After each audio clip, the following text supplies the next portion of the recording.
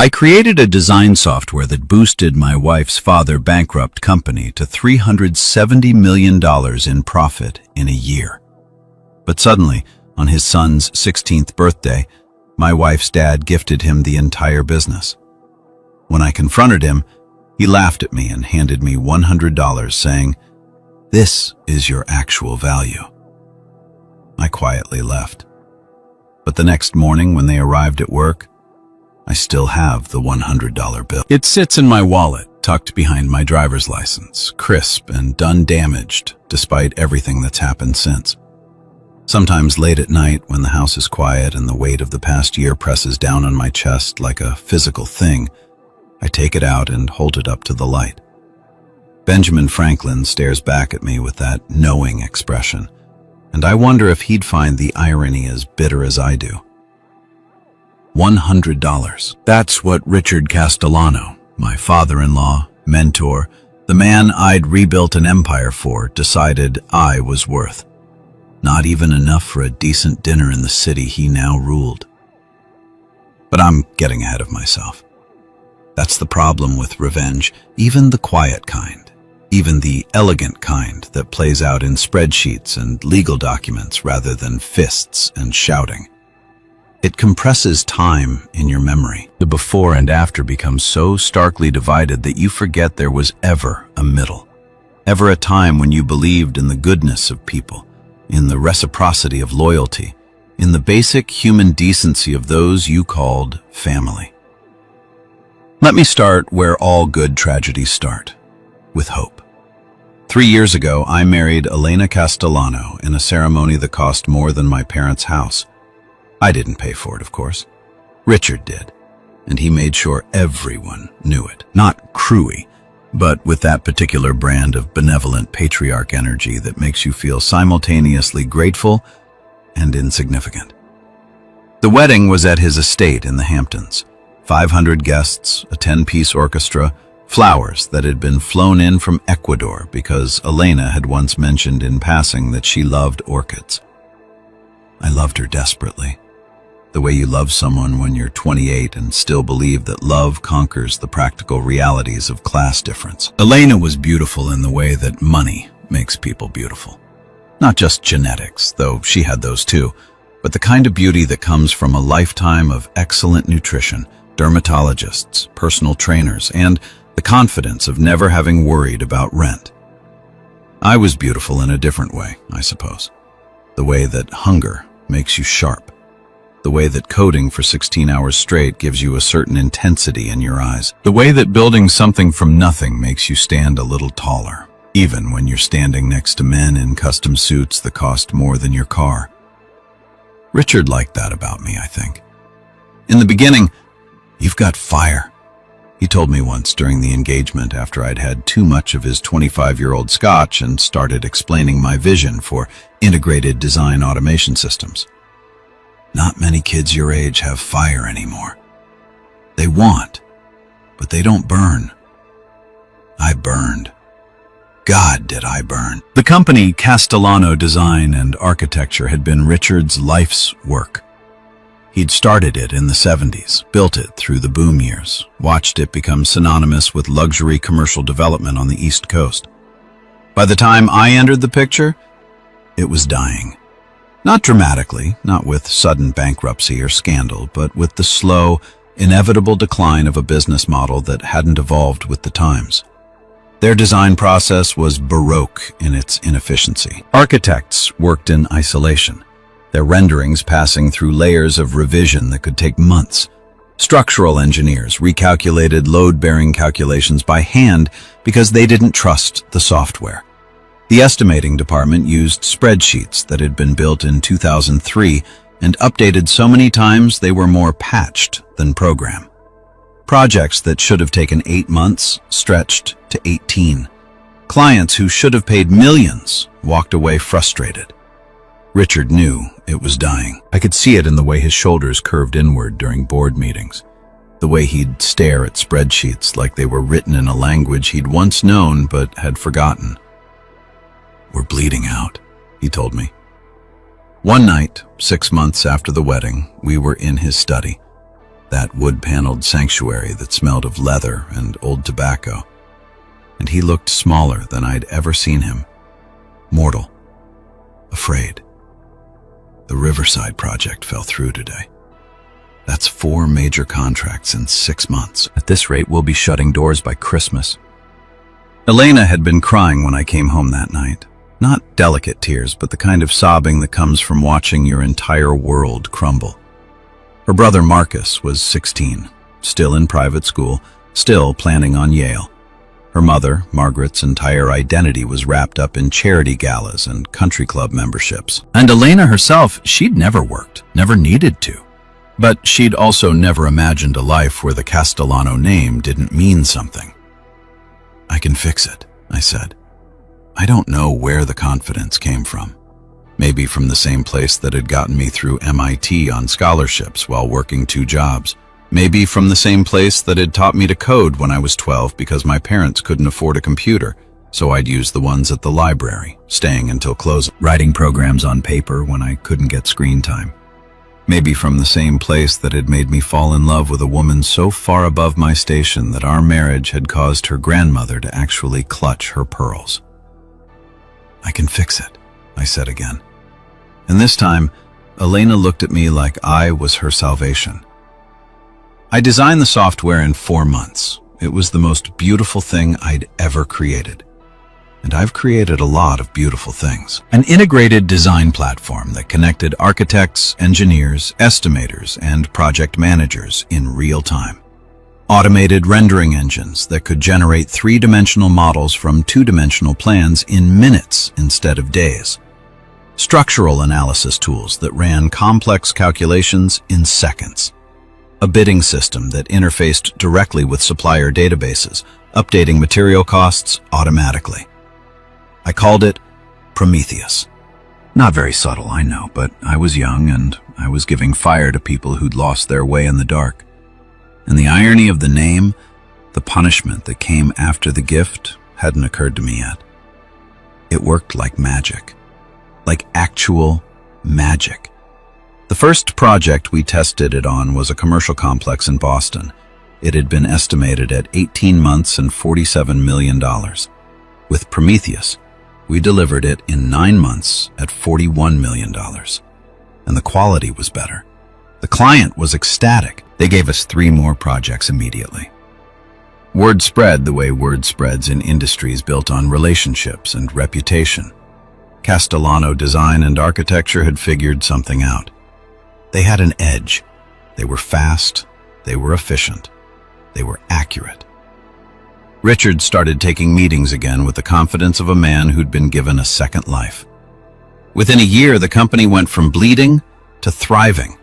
Within 18 months, we tripled our client base. Projects that had languished for years suddenly moved forward.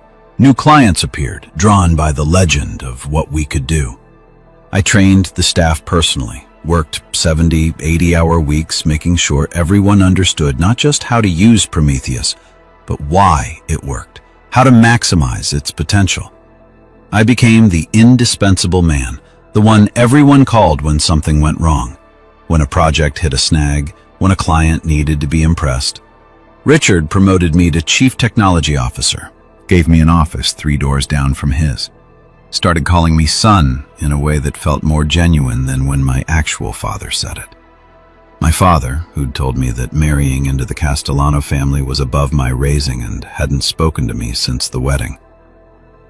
"You saved us," Richard said one night, the 2 of us alone after a board meeting where we'd announced record profits. "You saved my family, my legacy, everything I built." I won't forget that I believed him. That's the thing about the trail. It only works if you believe first. The numbers kept climbing. By the end of the 2nd year, we'd gone from a company on the verge of bankruptcy to a company worth $200 million. By the middle of the 3rd year, this year, the year everything fell apart, we were approaching $370 million in valuation. Investment firms were calling. Acquisition offers were coming in. Richard was being profiled in business magazines, hailed as a visionary who'd revolutionized commercial design. In the articles, I was mentioned in passing. Castellano's son-in-law, a programmer, sometimes not mentioned at all. I told myself it didn't matter. I told myself that I'd done it for Elena, for family, for love. I told myself that recognition wasn't the point, that the work itself was the reward, that seeing something I'd built with my own hands saved the people I cared about was enough. I told myself a lot of things. Marcus's 16th birthday party was scheduled for a Saturday in September. The weather was perfect. That crystalline autumn clarity that makes the world look photoshopped. Everything sharp-edged and impossibly vivid. Richard had rented out the country club, the same one where I'd been a guest at my own wedding, where I'd learned to smile politely when old men asked what I did and looked disappointed when I said software development. 300 people attended. There was a band, a DJ for later, an ice sculpture of a Lamborghini because Marcus was obsessed with cars. The cake was 4 tiers. The presents filled an entire room. I was standing near the bar nursing a whiskey and watching Elena laugh with her cousins when Richard found me. He had that particular energy he got when he was about to make an announcement that barely contained excitement that made him seem 20 years younger. "Come with me," he said. "I want you there for this." I followed him to the main ballroom where someone had set up a microphone and a small stage. The crowd quieted as Richard stepped up and I stood off to the side smiling, expecting a typical birthday speech, something about Marcus growing up, becoming a man, the future of the Castellano family. "Today my son turned 16, Richard began, and the crowd applauded. And 16 is a special age. Not quite a man, but not a boy anymore. It's the age where we start thinking about the future, about legacy, about what we're going to build with our lives." Marcus was called up to the stage, grinning, probably expecting car keys or a trip or a watch. "Marcus, you've grown up watching me build Castellano design and architecture," Richard continued. "You've seen the struggles, the victories, the evolution of this company from something your grandfather started to something that now shapes the skyline of major cities. And I want you to know that all of it, has been for you." He paused, and I felt something cold settle in my stomach. "So today, on your 16th birthday, I'm giving you the company." The crowd gasped. Elena's hand flew to her mouth. Margaret started crying. Marcus looked stunned.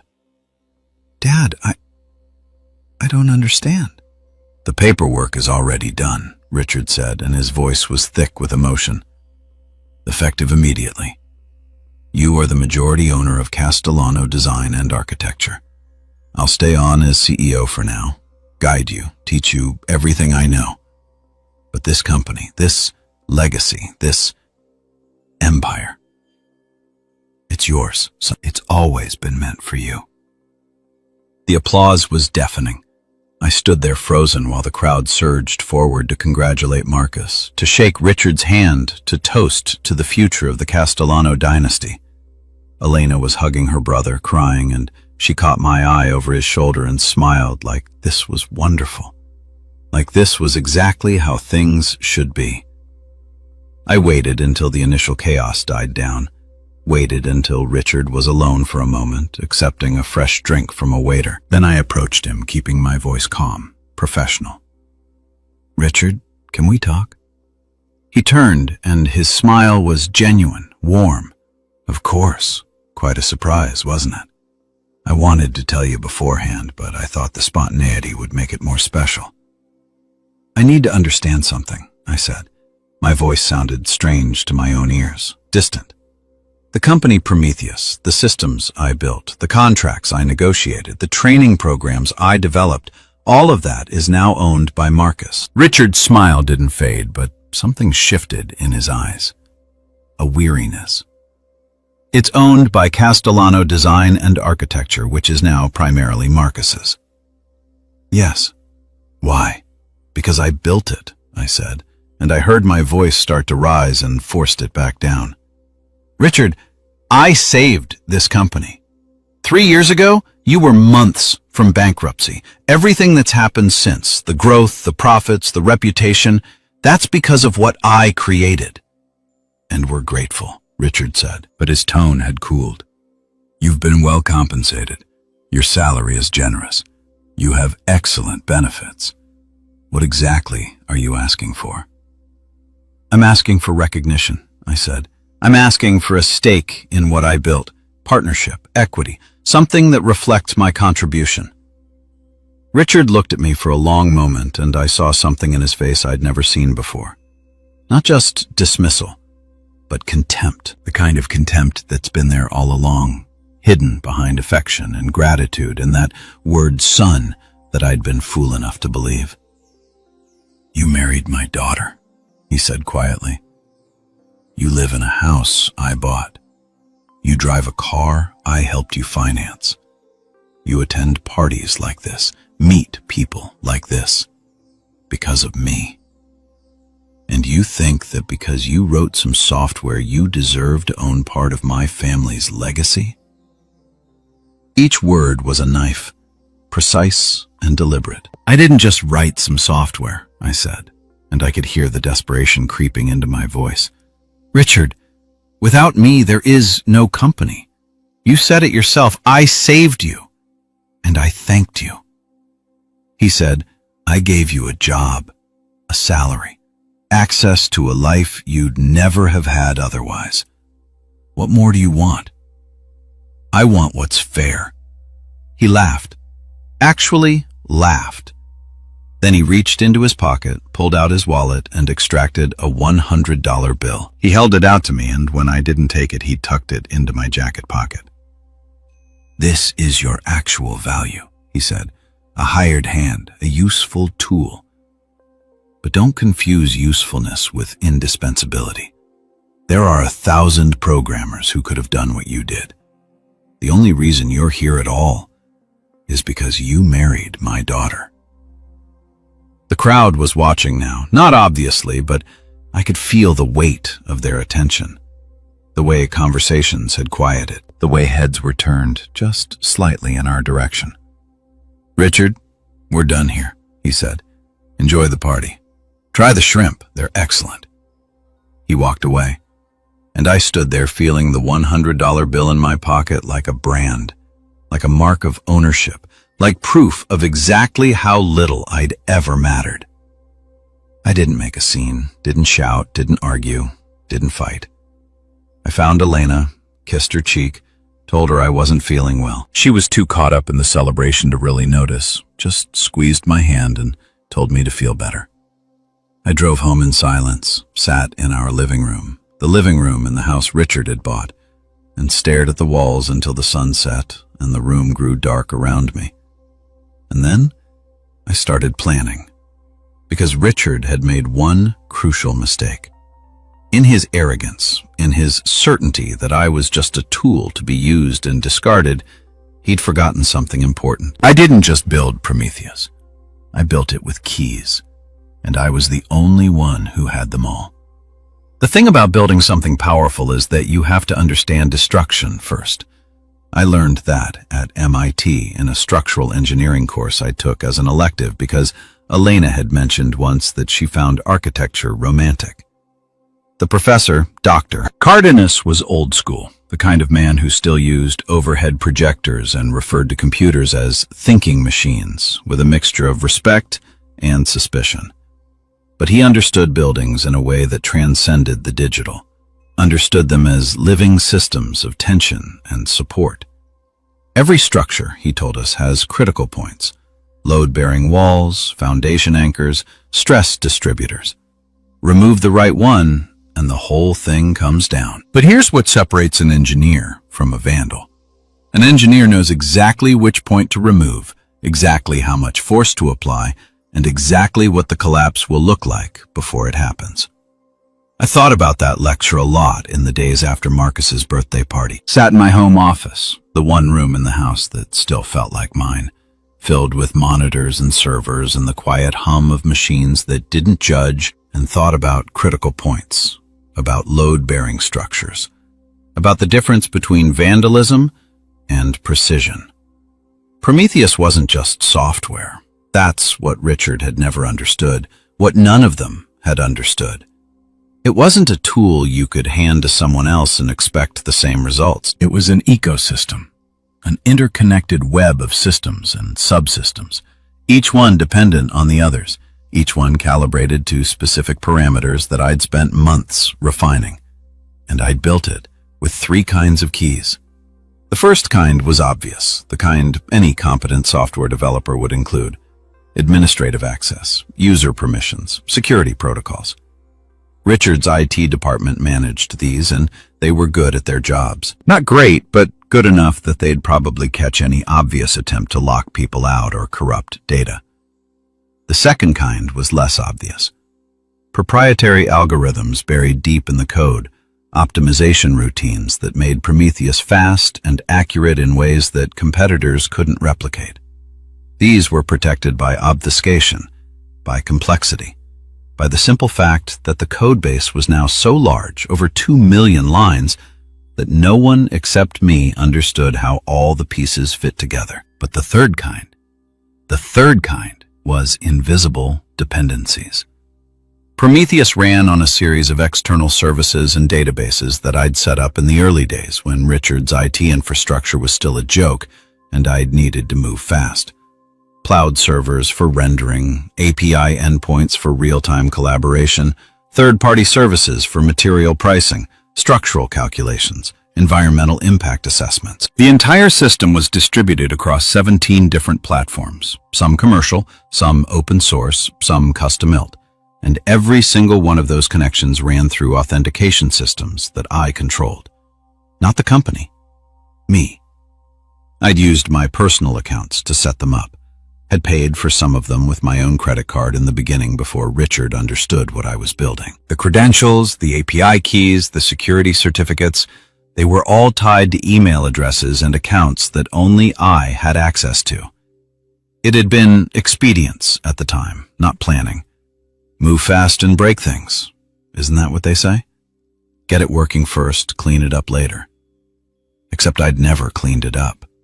And Richard's IT department had been so grateful to have working systems that they'd never questioned the architecture underneath. I spent 3 days mapping everything out. Not on the company network. I wasn't stupid. But on a laptop that had never connected to Castellano's systems using a VPN that routed through 3 different countries. I documented every dependency, every authentication point, every critical service that Prometheus relied on. Then I started testing. Not destructively, not yet. Just gentle probes, seeing what happened when certain services experienced brief outages. 5 minutes of downtime on the rendering servers. An hour of restricted access to the material pricing database. Small hiccups. The kind that happen naturally in any complex system that it would write off as normal fluctuations. The results were illuminating. Without the rendering servers, architects couldn't generate the 3D models that clients expected. Projects slowed. Without the material pricing database, estimators had to call suppliers manually, adding days to the bidding process. Without the real-time collaboration tools, the entire workflow fragmented back into the siloed, inefficient mess it had been before I arrived. Each piece seemed small, but together, they were everything. I could bring the whole thing down. Not dramatically, not with a single catastrophic failure that would scream sabotage, but slowly, systematically. Death by 1,000 cuts. Projects would start missing deadlines. Estimates would come in wrong. Clients would grow frustrated, and everyone would assume it was technical degradation, the inevitable decay that happens to all software over time without proper maintenance. Without me.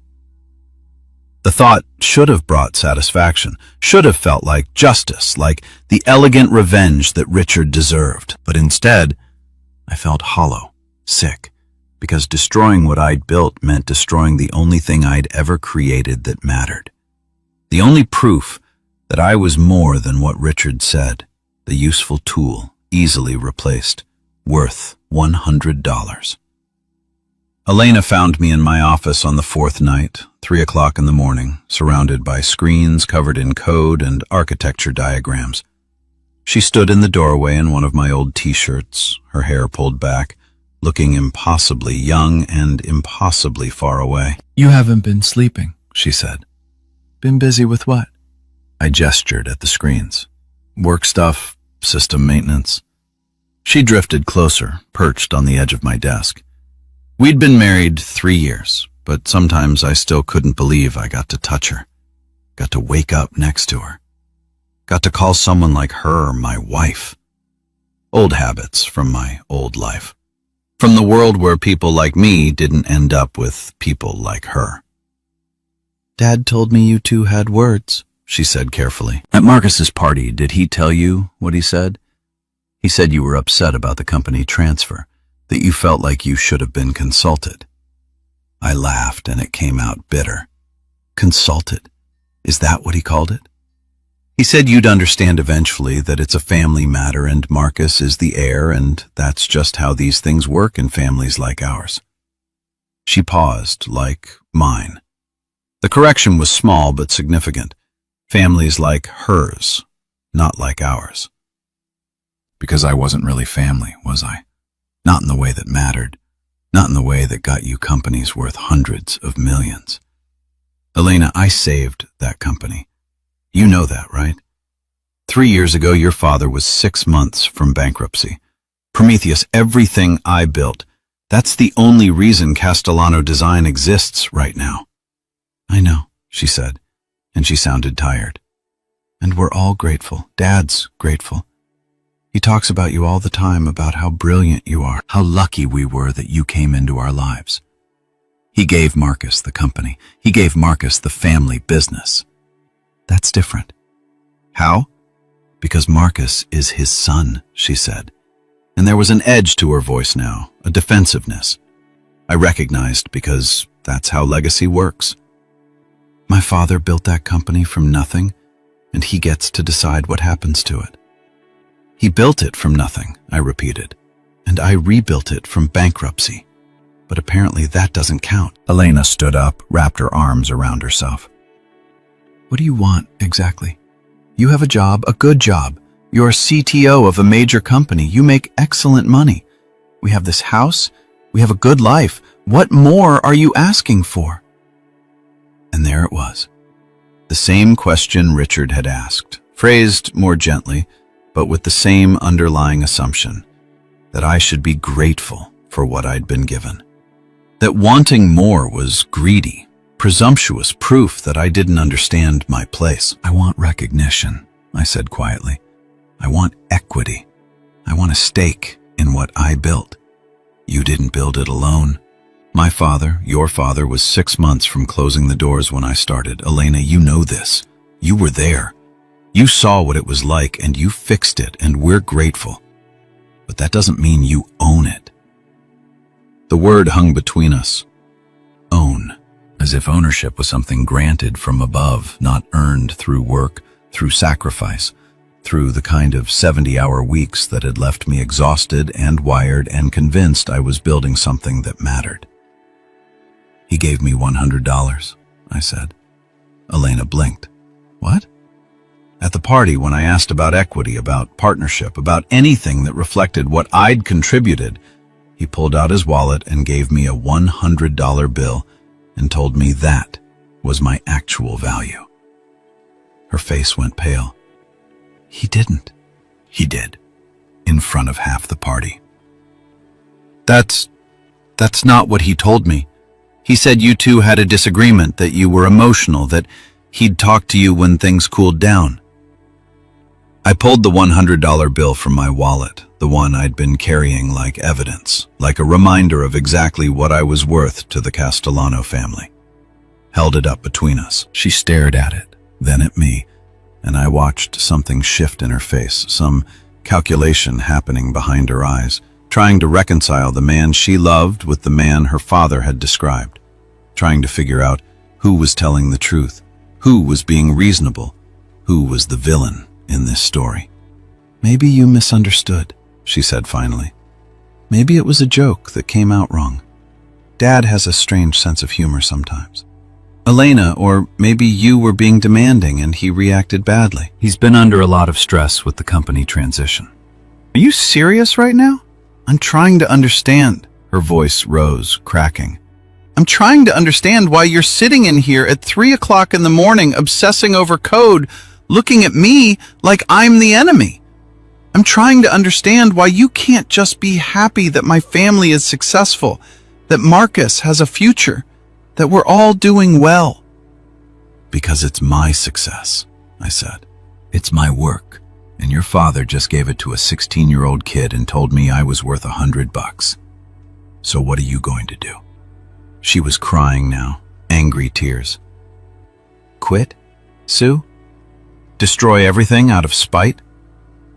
The question sat between us like a grenade. I could tell her, could explain exactly what I was capable of doing, exactly how dependent the company was on systems only I controlled, exactly how easily the whole empire could crumble, could make her understand that this wasn't spite, it was justice.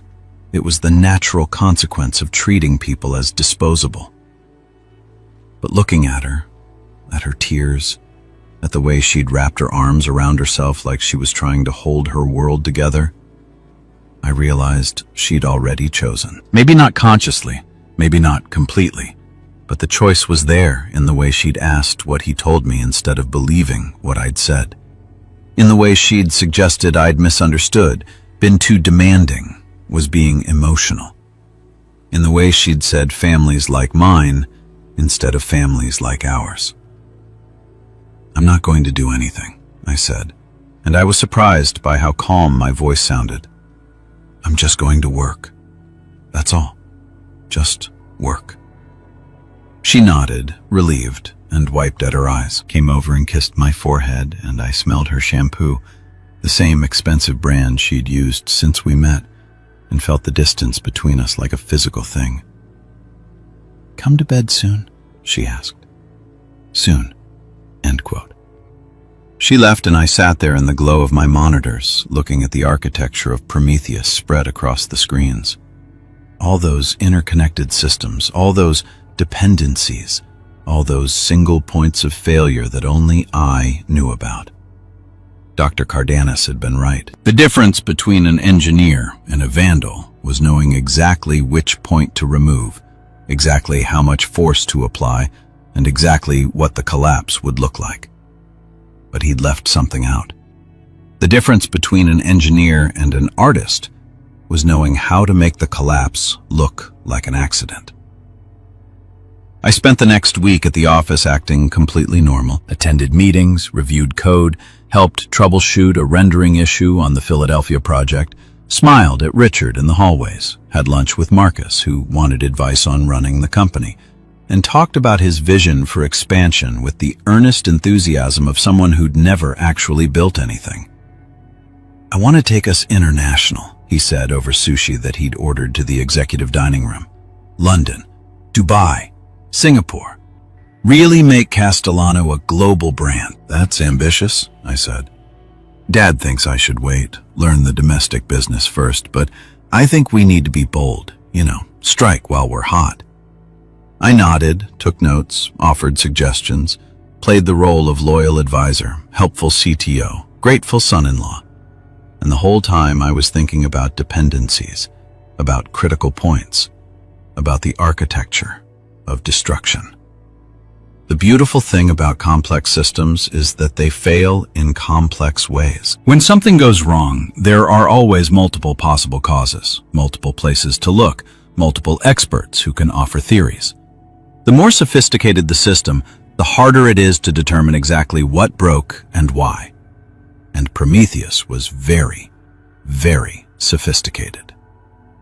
I started with something small, a configuration change to one of the rendering servers, subtle enough that it wouldn't cause immediate failure but would slow processing times by about 15%. Not enough to stop work, just enough to be annoying. The kind of degradation that happens naturally as systems age, as load increases, as optimization routines become less effective. It noticed and compensated, allocated more resources, and things returned to normal. Then I introduced a small bug into the material pricing API. Not in my code, but in how it interfaced with the supplier databases. Prices would sometimes lag by a few hours, forcing estimators to double-check manually. Again, annoying, but not catastrophic. The kind of thing that happens with third-party services. It logged tickets, reached out to the supposed vendor, got back messages saying they were looking into it. The messages came from me, of course, from email addresses I'd set up years ago when I was building these systems, when I was the vendor. Each small failure created more work, more manual processes, more time spent on tasks that Prometheus was supposed to automate. Projects started taking slightly longer. Estimates became less reliable. Clients began asking questions.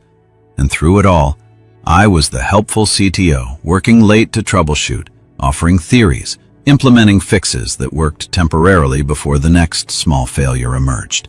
It's like playing whack-a-mole. The head of it complained during a meeting. We fix one thing, another pops up. It's like the system is degrading. All software degrades over time, I said reasonably, especially systems this complex. We might need to consider a major overhaul, refactor some of the core architecture. Richard looked concerned. How long would that take? Months, I said. Maybe a year. We'd need to carefully migrate everything, retrain staff, test extensively. We don't have a year, Marcus said.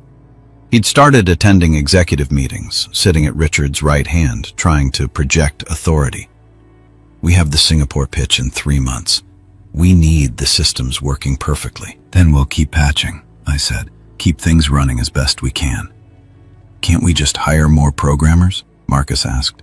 Like a whole team to fix this. I smiled. Of course. But they'd need to understand the codebase first. I'd estimate 6 months just for onboarding, learning the systems, understanding how everything interconnects. So, we're dependent on you, Richard said. And there was something in his voice I couldn't quite read. You're dependent on Prometheus, I correct. I'm just the person who knows it best. The meeting ended, and I went back to my office and made another small change. Reduced the timeout threshold on one of the collaboration servers by 30 seconds. A tiny adjustment, invisible to users, but one that would cause intermittent connection failures during peak usage hours. Death by 1,000 cuts. The beautiful thing about revenge, the thing that makes it elegant instead of crude, is patience. The willingness to wait, to let each small action compound, to build towards something inevitable. I was patient. I had time, and I had all the keys. 3 weeks after Marcus's birthday party, Castellano Design and Architecture lost its first major client since I'd implemented Prometheus. The Riverside Tower project, a 40-story mixed-use development in downtown Boston that represented 18 months of work and a projected $89 million in fees. They'd been patient through the first delays, understanding when the revised renderings came in 2 weeks late instead of the usual 48 hours. They'd even absorbed the cost overruns when our estimates came in 15% below actual material prices, forcing a budget revision that made them look incompetent to their investors. But when we missed the final planning commission deadline because the structural engineering calculations failed to process overnight, a critical submission that couldn't be late, that had been scheduled months in advance, their patience ran out. Richard took the call in his office with the door closed, but the entire executive floor could hear him shouting. Not words, just the tone. That particular frequency of rage mixed with desperation that comes from watching something valuable slip away. I was in my office 3 doors down, ostensibly debugging the calculation failure when he stormed in without knocking. What the hell happened? I looked up from my screens, careful to arrange my face into appropriate concern. The engineering servers crashed around 2 a.m. By the time the automated systems tried to restart them, we'd missed the processing window. Why did they crash? I'm still investigating. Could be a memory leak. Could be a corrupted data set. Could be infrastructure issues with the cloud provider. I gestured at my monitors covered in logs and error messages that looked damning but were actually just the normal noise of complex systems. It's hard to say definitively. Hard to say. Richard's face was red, a vein pulsing in his temple. We just lost an $89 million contract because of a crash, and you're telling me it's hard to say why? Complex systems fail in complex ways, I said, echoing what I'd told him a dozen times over the past weeks. Prometheus processes millions of calculations across dozens of interconnected services. Any one of them could be the root cause. Then fix it. I'm trying, but Richard, this is what I've been warning about. The system is under strain.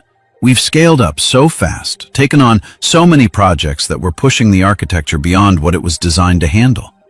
You designed it to handle this. I designed it to handle the company as it existed 3 years ago, I said calmly. We've tripled in size since then. We need a major infrastructure overhaul, proper load balancing, redundant systems, professional DevOps support. I've been saying this for weeks, he stared at me, and I could see the calculation happening behind his eyes, weighing the cost of the overhaul against the cost of continued failures, trying to figure out if I was incompetent, if I'd built something fundamentally flawed, or if this was just the inevitable growing pain of success. How much? He asked finally. For a proper overhaul. 5 million, maybe 6, plus another 2 million annually for maintenance and support staff. His jaw tightened. That's insane. That's what enterprise-level infrastructure costs. We've been running on a startup budget with Fortune 500 expectations. I paused, let the words sink in. You could also bring in an outside consulting firm to assess the situation, get a second opinion. I knew he wouldn't. Bringing in outsiders meant admitting there was a problem, meant exposing the company's technical infrastructure to scrutiny, meant risk. Richard had built his empire on control, on keeping everything in-house, on trusting family and loyal employees. Just fix it, he said. Do whatever you need to do, but we can't lose another client. He left, and I sat there in the silence of my office, feeling nothing. Not satisfaction, not guilt, not even the bitter pleasure of watching him squirm. Just a kind of hollow determination. The same feeling I'd had during finals week at MIT when I'd been running on coffee and spite when failure wasn't an option because failure meant losing my scholarship, meant losing everything. The difference was that back then, I'd been fighting to build something. Now, I was fighting to destroy it. The memory leak I'd mentioned was real. I'd introduced it myself. A small inefficiency in how the engineering servers handled memory allocation. Not enough to cause immediate problems, but enough that after 16 hours of continuous processing, the servers would run out of resources and crash. And they always processed overnight when the most complex calculations ran, when it wasn't actively monitoring. It was elegant, really. A time bomb that reset itself every day. That looked like a bug instead of sabotage that could be fixed temporarily before emerging again in a slightly different form. I'd learned something important during those 3 weeks of systematic degradation. Destruction required the same skills as creation, the same attention to detail, the same deep understanding of how systems worked, the same ability to see second and third order effects. The only difference was intention, and I'd always been very good at seeing the whole picture. Elena stopped talking to me about work after the Riverside contract fell through. Not overtly. We still had dinner together, still slept in the same bed, still maintained the appearance of a functional marriage. But there was a carefulness to her now. A distance that manifested in the topics she avoided, the questions she didn't ask, the way she'd changed the subject when I mentioned the office. Her mother had started inviting her to lunch more often. Tuesday afternoons at the country club, just the two of them, and Elena would come home with that particular set to her shoulders. That meant they'd been talking about me. "Mom thinks you're stressed," she said one evening, arranging takeout containers on our dining room table. Thai food from the place near her office, expensive enough that the containers were actual ceramic that we'd have to return. "I am stressed," I said. "The company is falling apart. She thinks maybe you're overwhelmed, that maybe the CTO position is too much responsibility." I looked up from my pad thai. "She thinks I'm incompetent." She didn't say that. She didn't have to. Elena sighed, set down her fork. "Everyone's worried, okay? Dad's worried, Mom's worried, even Marcus is worried. The system you built is breaking down and you can't seem to fix it, and people are starting to ask questions. What kind of questions? Like whether maybe it's not as robust as everyone thought. Like whether maybe we got lucky for a couple years and now we're seeing the real limitations. Like whether she stopped, bit her lip. Whether what? Like whether you actually knew what you were doing or if you just stumbled onto something that worked temporarily. There it was. The question I've been waiting for. The doubt that I'd been carefully cultivating because that was the genius of good revenge. You didn't have to convince people you were sabotaging them. You just had to make them doubt you'd ever been competent in the first place. Is that what you think? I asked. I don't know what to think, she said, and she sounded tired. I know you're brilliant. I've always known that. But I also know that you've been different since Marcus's party. Distant, obsessed, working all hours, but nothing's getting better. Because the problems are complex or because you're hurt and angry and maybe not trying as hard as you could be. The accusation hung between us, sharp and ugly. She'd said it, finally vocalized what her family had been whispering, what they'd been too polite or too afraid to say directly. You think I'm sabotaging my own work? I think you're human, she said. I think you feel unappreciated, and maybe you're not as motivated to kill yourself fixing every little problem that comes up. Every little problem. Elena, we lost an $89 million contract, and you're the only one who can prevent that from happening again, apparently. The only one who understands the systems. The only one who can fix things. The only one who matters. Her voice had an edge now, frustration bleeding through. Do you know how that sounds? Like you're making yourself indispensable so we can't function without you? I laughed. Couldn't help it. That's exactly what I did. That's what you asked me to do 3 years ago when your father was going bankrupt. Make yourself indispensable. Save the company. Save the family. I asked you to help, not to build some kind of digital kingdom that only you control. I built what I had to build to save you. To save us or to prove something. She stood up, started pacing. Because sometimes I wonder if this was ever really about the company or if it was about showing my father that you were good enough, smart enough, worthy enough to be part of this family. The words hit like a physical blow, precise and devastating because they were true, partially true. True enough that I couldn't deny them without lying. And maybe you proved it for a while, she continued. Maybe you were the golden boy, the savior, the genius son-in-law. But then Dad gave the company to Marcus and suddenly you weren't special anymore. And now everything's falling apart. You think this is about ego? I think this is about you feeling unappreciated and acting like a child because you didn't get what you wanted. I stood up slowly, carefully because I was afraid of what I might do if I moved too fast. Not violence. I'd never been violent. Never even raised my hand in anger. But something worse. The kind of truth-telling that destroys marriages, that burns bridges that can't be taken back.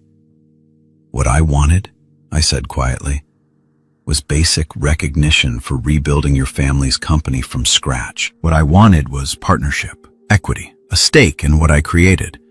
What I got was a $100 bill and a lecture about knowing my place. That's not fair. Your father told me I was worth $100, Elena, in front of half the city's business elite. And you think the problem is that I'm hurt and unmotivated? He shouldn't have done that, she said. And at least she had the grace to look uncomfortable. I've told him that. But that doesn't give you the right to let the company fail. I'm not letting it fail. I'm watching it fail because it's built on systems that only I understand.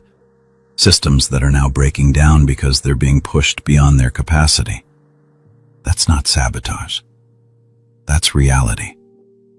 Then train someone else. Bring in help. Stop being the only person who can keep this whole thing running. I've tried. Your father won't authorize the budget for a proper infrastructure team.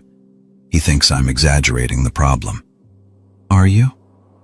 The question was soft, but it carried weight. She was asking me directly, wife to husband, looking in my eyes like she could see the truth. If she just looked hard enough, I could tell her, could confess everything, explain the dependencies and the authentication systems and the slow, systematic degradation I'd been orchestrating. Could make her understand that this wasn't pettiness or incompetence, but justice, the natural consequence of treating people as disposable. But looking at her face, at the doubt there, at the way she'd already started pulling away from me, already started believing her family's version of events, I realized it wouldn't matter. She'd made her choice the night she'd suggested I'd misunderstood her father's insult. Had made it every time she'd asked me to just be grateful, to just accept my place, to just stop making things difficult. No, I said. I'm not exaggerating. The system is breaking down because it was never designed to scale this far, this fast. And unless your father authorizes a major overhaul, it's going to keep getting worse. She studied me for a long moment, then nodded slowly. I believe you. But she didn't. I could see it in her eyes and the way she'd already turned partially away from me in the set of her shoulders. That meant she was protecting herself from disappointment. I should get back to work, I said. It's almost 9. There's a lot to fix. I left her there in our dining room, surrounded by expensive takeout that neither of us would finish, and went back to my office, pulled up Prometheus's architecture on my screens, and stared at it like an artist studying their work in progress.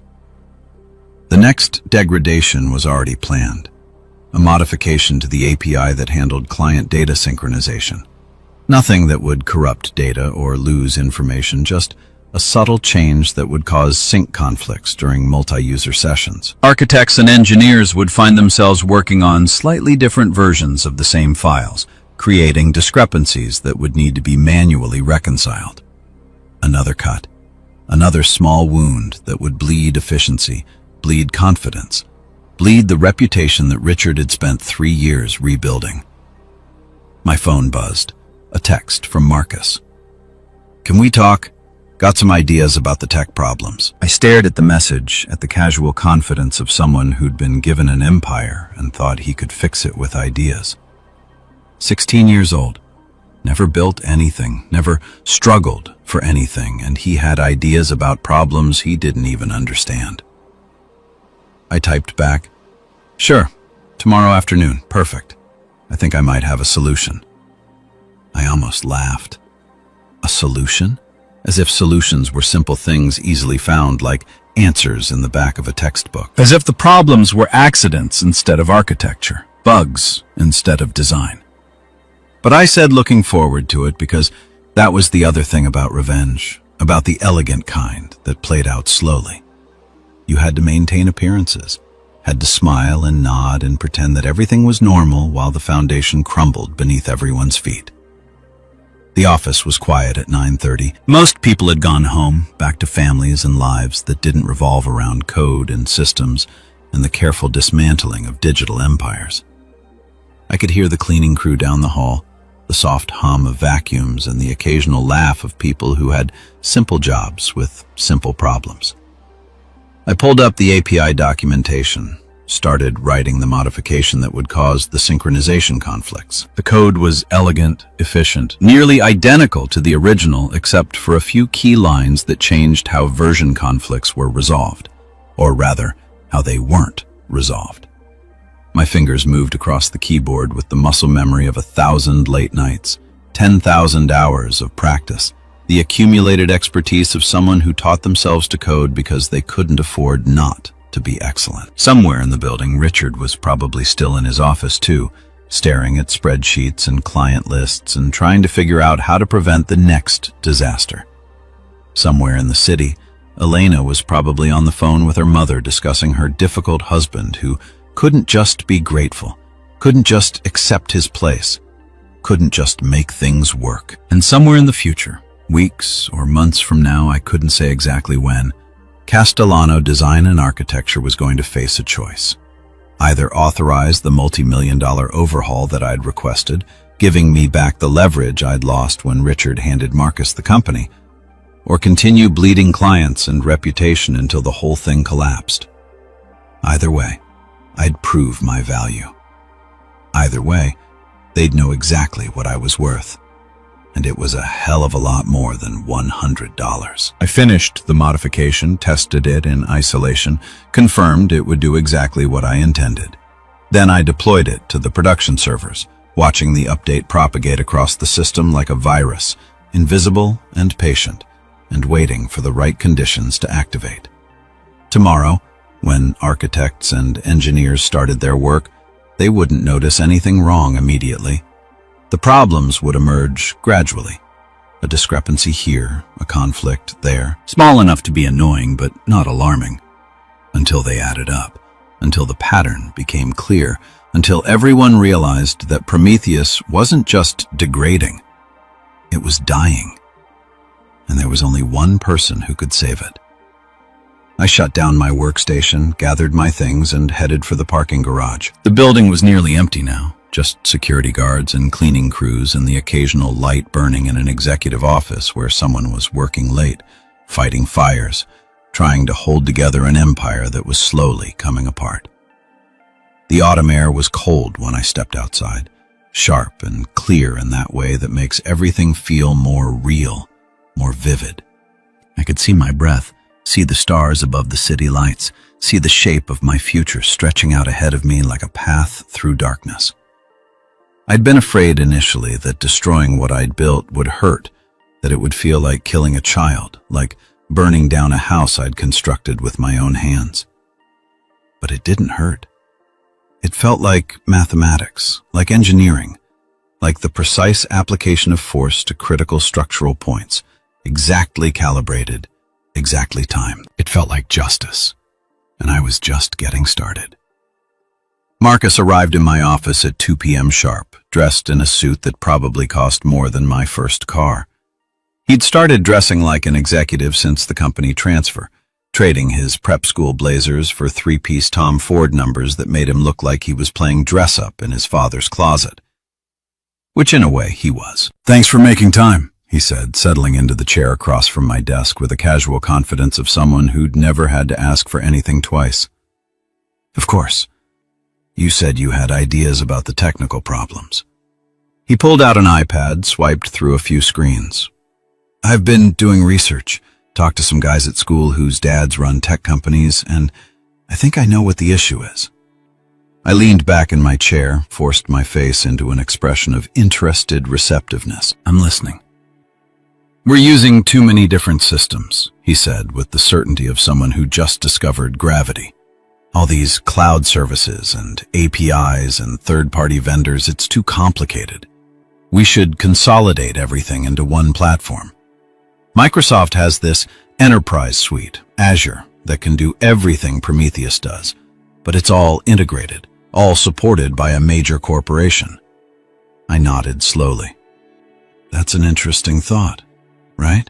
And the best part is, Microsoft has entire teams dedicated to support. If something breaks, we call them, they fix it. We wouldn't be dependent on any one person understanding the whole system." The implication hung between us, polite but unmistakable. "We wouldn't be dependent on you."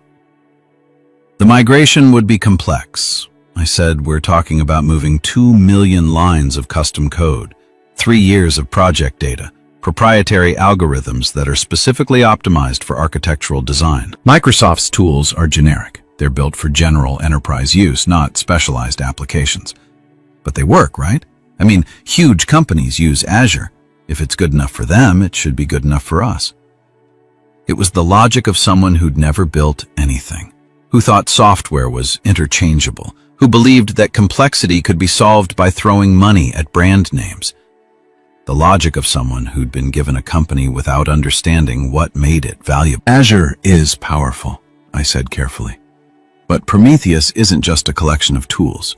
It's an ecosystem designed specifically for how Castellano operates. The rendering engines are calibrated to your architect's workflow. The estimation algorithms incorporate historical data from hundreds of your projects. The collaboration tools are built around your project management methodology. You can't just swap that out for generic enterprise software." "Why not?" "Because you'd lose everything that makes you competitive. The speed, the accuracy, the integration, all of that comes from custom optimization. Azure would give you maybe 60% of Prometheus's functionality, and that remaining 40% is what separates you from your competitors. Marcus frowned, swiped through his iPad again. The guys I talked to said, migration usually takes like 6 months. We could have it done by summer. The guys you talked to, what kind of systems were they migrating? I don't know. Business stuff, email, databases, that kind of thing. Email and databases are standardized technologies. What we've built here is custom from the ground up. Migration would take 18 months minimum, probably 2 years, and it would cost anywhere from 15 to 20 million. His face fell that much at minimum. And during the migration, you'd be running parallel systems, the old Prometheus and the new Azure platform, which means double the maintenance burden, double the training, and significant risk of data inconsistencies. But after the migration, you'd have a generic platform that does less than what you have now, costs more to maintain, and provides no competitive advantage. I paused. Let that sink in. Marcus, I appreciate you thinking about solutions, but some problems can't be solved by switching vendors. Sometimes you have to fix what you've built. He was quiet for a moment, processing. I could see the frustration in his face, the collision between his 16-year-old certainty that problems had simple solutions and the uncomfortable reality that owning a company meant dealing with complexity. Dad thinks you're not trying hard enough, he said finally. There it was. The real reason for this meeting, not to share ideas, but to deliver a message that Richard was too careful to say directly. Your dad thinks a lot of things, I said, but the reality is that Prometheus is a complex system under significant strain. Fixing it requires time, resources, and expertise. I've been requesting budget for infrastructure improvements for weeks. He keeps saying no because you're asking for millions of dollars, because that's what it costs to properly maintain enterprise-level systems. You can't run a $300 million company on a startup budget. Marcus stood up, clearly uncomfortable with the direction the conversation had taken. I'll talk to Dad. Maybe we can find a middle ground. I appreciate that. He hesitated at the door, looking younger than 16, looking like a kid who'd been given a prize he didn't know how to hold. Can I ask you something? Off the record? Sure. Do you regret it, building all this? The question caught me off guard. Not because I hadn't asked it myself. I'd asked it every night for the past month, staring at code while my marriage dissolved around me. But because I hadn't expected it from him. Why do you ask? Because you seem miserable, he said simply. Like everyone talks about how brilliant you are, how you saved the company, but you never look happy. And now everything's breaking, and you're the only one who can fix it. And that seems like a pretty shitty position to be in. I almost laughed. In his clumsy teenage way, Marcus had articulated exactly what I'd been feeling. The isolation, the burden, the poisonous knowledge that I'd made myself simultaneously indispensable and disposable. Building things is always complicated. I said, the work itself is pure. You're solving problems, creating solutions, making something that didn't exist before. But the politics around it, the credit, the ownership, the question of who benefits from what you create, that's where it gets messy. Is that why everything's breaking? Because you're mad about the politics? He'd asked it directly without the careful phrasing his father or Elena would use. Just straight to the accusation, the suspicion that everyone had been dancing around. Everything's breaking because complex systems fail in complex ways, I said. And because your father won't invest in the infrastructure needed to prevent those failures. That's not politics. That's just reality. Marcus nodded, not entirely convinced, but willing to accept the answer.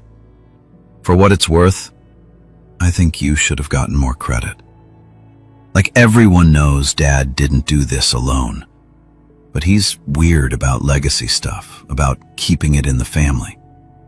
I married into the family. Yeah, but that's not the same as being born into it. Not to him, he shrugged, uncomfortable. Anyway, I should go. Thanks for hearing me out about the Azure thing. Anytime. He left, and I sat there in the silence of my office thinking about what he'd said. Not the Azure proposal, which was naive and unworkable, but the other part, the question about regret. Did I regret building Prometheus? 3 years ago, the answer would have been an immediate, emphatic no. Building it had been the most fulfilling work of my life. Pure problem solving. The kind of deep technical challenge that made you forget to eat or sleep because you were so absorbed in the solution. And it had worked. Had saved the company, saved Elena's family, proven that I was more than some scholarship kid who'd gotten lucky marrying up. But now I'd built something beautiful and watched other people claim it, had created value and been told I was worth $100.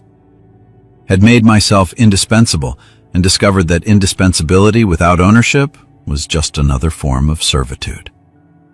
My phone buzzed, an alert from the monitoring systems. The synchronization conflicts I'd introduced yesterday were starting to manifest. 3 different project teams reporting discrepancies, confusion, the first whispers of panic as people realized they might be working on different versions of the same files. I pulled up the error logs, scanned through them with the practiced eye of someone who knew exactly what they'd find. The conflicts were escalating faster than I'd anticipated. Apparently, the Boston and Philadelphia teams had been collaborating heavily this morning, multiplying the sync issues exponentially. Good. I drafted an email to it, CCing Richard and Marcus, explaining that we were experiencing unexpected synchronization issues with the collaboration platform, and that I was investigating the root cause. Recommended that teams avoid multi-user editing until the issue was resolved. The response from Richard came within minutes. How long to fix? I waited 10 minutes before replying. Let him stew in the uncertainty. Then, difficult to say. The sync protocols are complex. Could be hours, could be days. Recommend we schedule an emergency meeting tomorrow to discuss short-term workarounds and long-term infrastructure needs. Another minute passed. Then, fine, 8 a.m., conference room A. I smiled at the screen. He was scared now, really scared. Not just about losing another client, but about losing control, about having to admit that the empire he'd rebuilt was held together by systems he didn't understand, maintained by someone he'd insulted and undervalued. The fear was good. Fear made people desperate, and desperate people made mistakes. I spent the rest of the afternoon preparing for the meeting, building a presentation that would walk them through the technical challenges in language they could understand. Not dumbed down. Richard hated being patronized, but translated. Metaphors about buildings and infrastructure, about foundation problems and load-bearing walls, about the difference between cosmetic fixes and structural repairs. I was good at metaphors, had learned to speak the language of non-technical executives during my MIT years, when I'd had to explain my research to potential investors, to grant committees, to professors who understood theory but not implementation. The presentation was a masterpiece of controlled information. It showed the problems clearly, the degradation, the failures, the risks, without revealing the underlying architecture that made me the single point of failure. It presented solutions that all required significant investment and my continued involvement. It framed the choice perfectly. Either commit to fixing Prometheus properly, or watch it continue to deteriorate. It didn't leave room for options like bring in outside consultants or replace the CTO, because those options would require time and transparency, and right now the company was bleeding too badly to afford either. Elena found me in my office at 7, after most of the staff had gone home. She leaned against the doorframe, arms crossed, studying me with an expression I couldn't quite read. Marcus said, "You two talked." We did. He had some ideas about Azure migration. He said, "You shot him down pretty definitively." I explained why it wouldn't work. There's a difference. She came in, closed the door behind her. "Dad's really stressed. The Philadelphia team just reported that they lost half a day's work because of sink issues. The client is threatening to walk. I know. I sent the alert. Can you fix it? Eventually. That's not what I asked. I looked at her. Really looked at her for the first time in days. She was wearing her work clothes, the sharp blazer and tailored pants that she wore to the foundation where she volunteered, planning charity events and fundraising. Galas. Her hair was pulled back and there were shadows under her eyes that makeup couldn't quite hide. She looked tired. We both did. The question isn't whether I can fix it, I said. The question is whether your father is willing to invest in the infrastructure needed to prevent it from breaking again. He thinks you're holding the company hostage. He thinks that because he doesn't understand the technical reality, or he does understand and doesn't want to pay for it. Are you? She asked quietly. Holding us hostage. It was the most direct she'd been since this whole thing started. No careful phrasing, no diplomatic language, just the raw question underneath everything. I could lie, could give her the answer she wanted to hear, the one that would smooth things over, that would let us go back to pretending our marriage wasn't fracturing along fault lines of loyalty and class and fundamental disagreement about what I deserved. But I was tired of lying.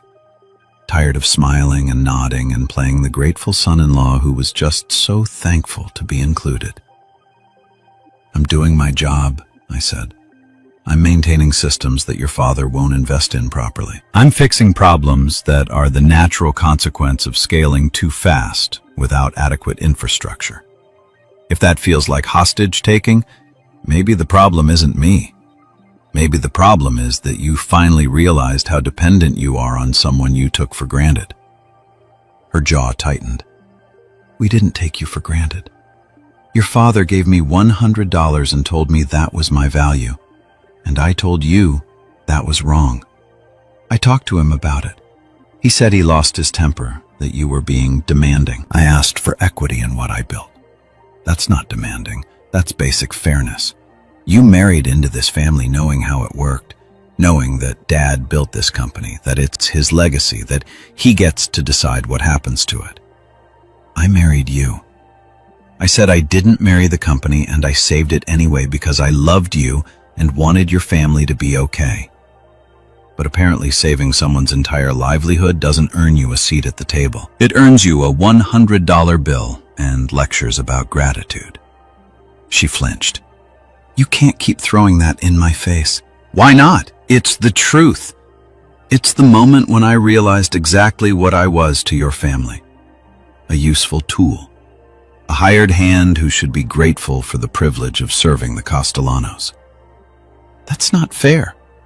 None of this is fair, Elena. That's the point. I built something extraordinary, saved your family from bankruptcy, and got told I was worth $100. And now that the thing I built is breaking. Suddenly everyone's very interested in what I think, what I need, how to keep me happy. But it's not because you value me. It's because you need me. She was quiet for a long moment, and I watched emotions play across her face. Anger, hurt, frustration, something that might have been guilt. What do you want? She asked finally. Really, not the technical stuff, not the budget requests. What do you want from us? It was a fair question, maybe the only fair question she'd asked in weeks. I want recognition that I earned my place here, not through marriage, not through luck, but through the work I did. I want partnership, equity, a stake in what I created. I want your father to look at me and see someone who built value, not someone who got lucky marrying his daughter. And if he can't give you that, then I guess we'll find out how long Castellano design can survive without Prometheus working properly. She stared at me and I saw the moment when she made her decision. Not consciously maybe, but I saw it happen. Saw her pull back, protect herself, choose her family of origin over the family we tried to build together. I have to go, she said. Mom's expecting me for dinner.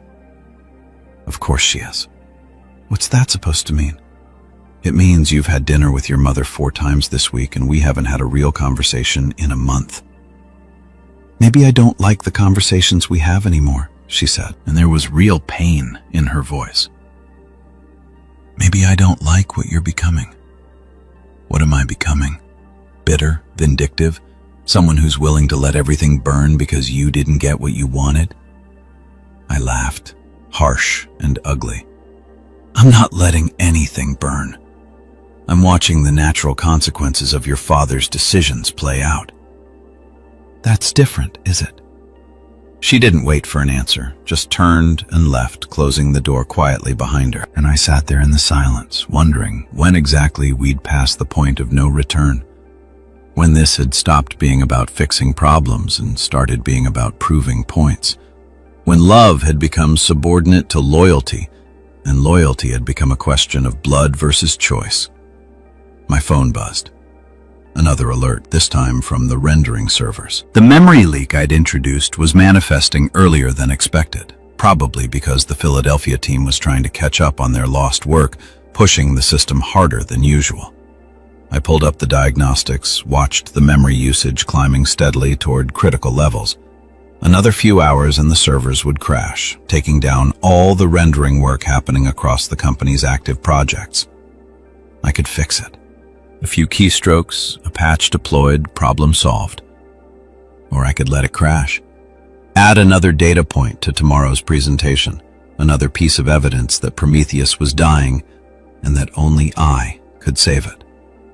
My finger hovered over the keyboard. Dr. Cardenas would appreciate the metaphor. The engineer at the critical point deciding how much force to apply, whether to shore up the structure or let it fall. I thought about Elena, about the way she looked at me before she left, not with hate, that would have been easier, but with disappointment, with the kind of sad resignation that comes from watching someone you loved become someone you don't recognize. I thought about Marcus, asking if I regretted building Prometheus. About Richard, scared and angry and still too proud to admit he needed me.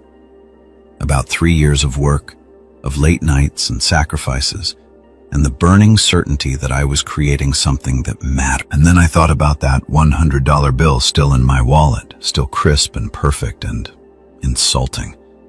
I closed the diagnostics panel without deploying the fix. Tomorrow, when the service crashed, Richard would panic, would beg me to fix it, to save them, to do whatever it took to keep the company running. And I would. But first, we were going to talk about what I was actually worth. And it was a hell of a lot more than $100. The rendering servers crashed at 11:47 p.m. I know the exact time because I was still in my office watching the memory usage climb on my monitors like a slow-motion car accident. Watched it hit 80%, 90, 95. Watched the system logs start throwing warnings, then errors, then nothing at all, as the servers seized up and died. The automated alerts went out immediately. Text messages to the IT team, emails to department heads, a flashing red indicator on the company dashboard that everyone with executive access could see. Within minutes, my phone started buzzing. The IT director panicked, the head of architecture, furious because his team had been in the middle of a critical rendering for a client presentation. Richard, not even bothering with a message, just calling over and over until I finally answered. "What the hell is happening?" he demanded. "The rendering servers crashed. Memory overflow, probably from the memory leak I mentioned last week. Can you fix it?" "Not tonight. The servers need to be completely restarted, and the memory leak needs to be patched before we bring them back online. Otherwise, they'll just crash again." "How long?" "Few hours to diagnose properly, maybe another 4 to 6 to implement a fix. We're looking at tomorrow afternoon at the earliest." The silence on the other end was thick with barely controlled rage. "We have the Henderson presentation in the morning. They're expecting full 3D renderings of the proposed tower. Maybe R1. When is today? Maybe 1 rand. Maybe 1 rand. I know. We'll have to postpone. We can't postpone. They're meeting with 3 other firms this week. If we don't present tomorrow, we're out. Then we present without the renderings. Use the 2D plans. Talk through the concept. They specifically ask for renderings. That's the whole point of the meeting. That's what separates us from the other firms, our ability to show them exactly what they're getting. I leaned back in my chair, closed my eyes. I could fix it tonight, could work through the small hours, patch the leak, restart the servers, have everything running by dawn. I'd done it before dozens of times, burning midnight oil to save projects and deadlines and the company's reputation. But this time, I didn't want to. "I'm sorry, Richard, the system crashed. I'll fix it as fast as I can, but I can't do miracles. You built this goddamn thing, you should be able to keep it running." I built it 3 years ago on a shoestring budget to save a dying company. Since then, we've tripled our workload without investing in infrastructure. This isn't a failure of design, it's a failure of investment. Another long silence. Then, tomorrow, 8 a.m., conference room. We're having this conversation with everyone present. He hung up before I could respond. I sat there in the darkness of my office, surrounded by the glow of monitors showing systems in distress, and felt something that might have been satisfaction or might have been guilt. It was hard to tell anymore. The line between justice and revenge had blurred somewhere over the past few weeks, and I'd stopped trying to distinguish them. My phone buzzed again. A text from Elena. Dad called, said, "Servers are down. Are you coming home tonight?" I stared at the message. Not, "Are you okay?" or "Do you need help?" Just the practical question about my schedule, as if I were a contractor being asked about project timelines. I typed back, "Probably not. Lots to do." 3 dots appeared, disappeared, appeared again. Then, okay, that was it. No argument, no concern, no attempt to bridge the growing distance between us. Just acceptance that we'd become 2 people living parallel lives, occasionally intersecting, but no longer truly connected. I spent the night in my office, not sleeping, but not working either. Just sitting, thinking, running through scenarios. The meeting tomorrow would be the inflection point. Richard would either commit to the infrastructure investment I'd been requesting, or he'd try to find another solution. Try to bring in outside consultants. Try to replace me. Try to solve the problem without admitting that I held all the cards. And if he chose wrong, if he tried to outmaneuver me rather than compensate me fairly, then I'd show him exactly how deep the dependency went, how thoroughly I'd embedded myself into every critical system, how impossible it would be to untangle Prometheus without my cooperation. The thought should have brought satisfaction, should have felt like power, like leverage, like the beginning of getting what I deserved. Instead, it felt hollow, because even if I won, even if I forced Richard to give me equity and recognition in everything I'd earned, I'd still lose. Would still be the son-in-law who'd held the company hostage, who'd leveraged his technical knowledge for personal gain, who'd proven himself to be exactly the mercenary outsider they'd always suspected I was. There was no winning this. Not really. Just different flavors of defeat. Dawn came slowly, gray light filtering through the office windows, painting everything in shades of exhaustion. I showered in the executive bathroom, changed into the spare suit I kept in my office for emergencies, made myself look presentable, professional, like someone who'd spent the night heroically trying to save failing systems, not someone who deliberately let them fall. The conference room was already full when I arrived at 7:55. Richard at the head of the table, Marcus beside him looking uncomfortable in another expensive suit. Elena next to her mother Margaret, and the sight of her sitting on their side of the table, literally, physically on their side, hit me harder than it should have. The IT director, the CFO, the head of architecture, and 2 people I didn't recognize wearing suits that screamed management consultants. So that's how it was going to be. "Thank you for coming," Richard said, his voice carrying that particular tone of controlled anger that he reserved for serious situations. "I think everyone knows why we're here. Our technical systems, which we've relied on for 3 years, are falling apart. We've lost clients, missed deadlines, and as of last night, we can't even generate the basic renderings that our business model depends on. He looked at me. I've asked 2 consultants from Blackstone Technical to join us. They specialize in enterprise software audits. I want to understand what's happening with Prometheus and what our options are. I nodded slowly, sat down across from the consultants. They were young, probably late 20s, carrying themselves with that particular confidence that comes from working for prestigious firms. The woman had her laptop open, already taking notes. The man was studying me with analytical interest. Before we start, I said, I prepared a presentation walking through the technical challenges we've been facing. I pulled out my laptop connected to the conference room display. I think it will help frame the discussion. We've seen enough presentations, Richard said. I want solutions, not explanations. With respect, you can't have solutions without understanding the problem. The male consultant, his name tag said David Chin, leaned forward. I think a technical overview would be helpful. We've reviewed the documentation you provided, but hearing it directly from the primary architect would give us context. Richard's jaw tightened, but he nodded. Fine, keep it brief. I pulled up my presentation, 30 slides carefully crafted to tell a story.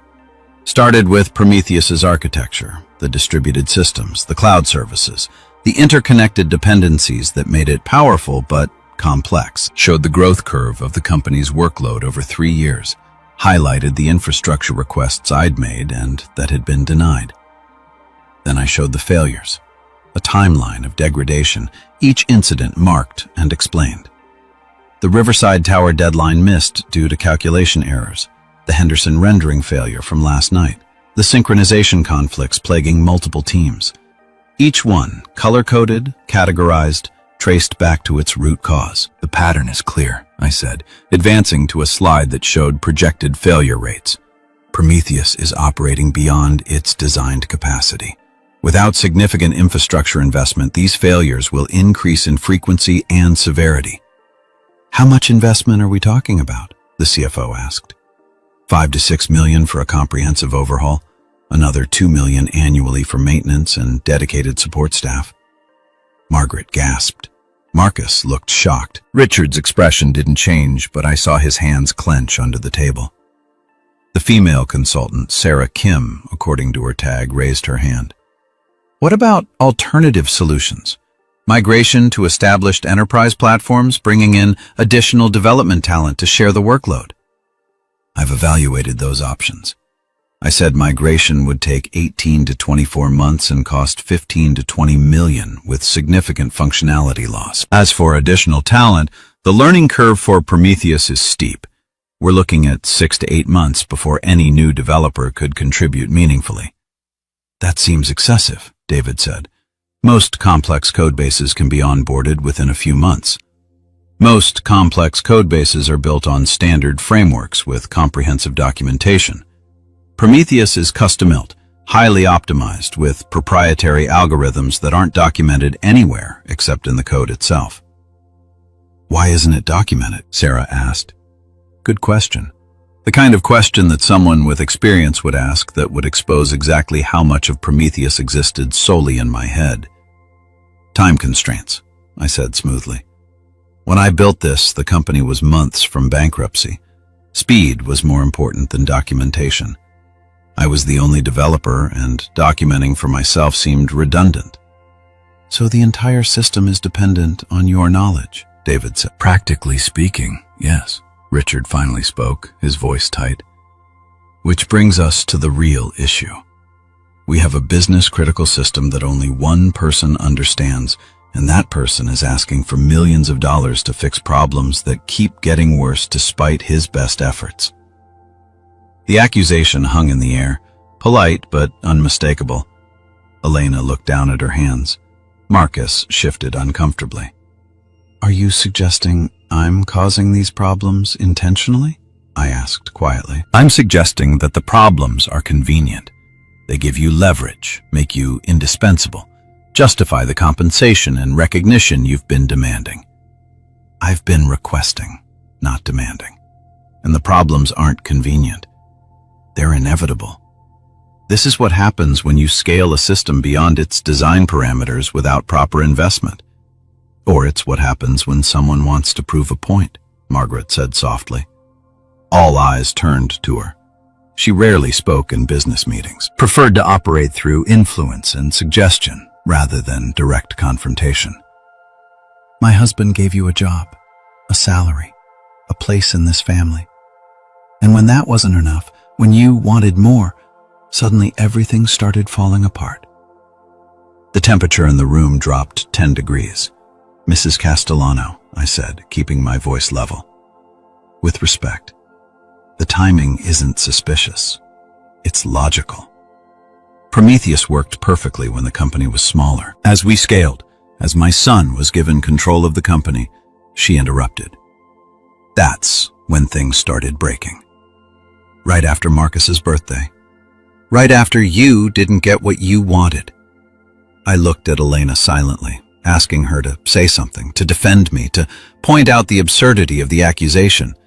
But she was still staring at her hands, her face carefully neutral. The degradation started before Marcus's birthday. I said, check the logs. The first failures appeared 6 weeks before the party. The timing just coincided with us hitting critical scale. Can you prove that? David asked.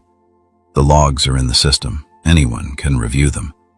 Logs that you control, Sarah said, that run on systems only you have full access to. And there it was, the trap closing because they were right.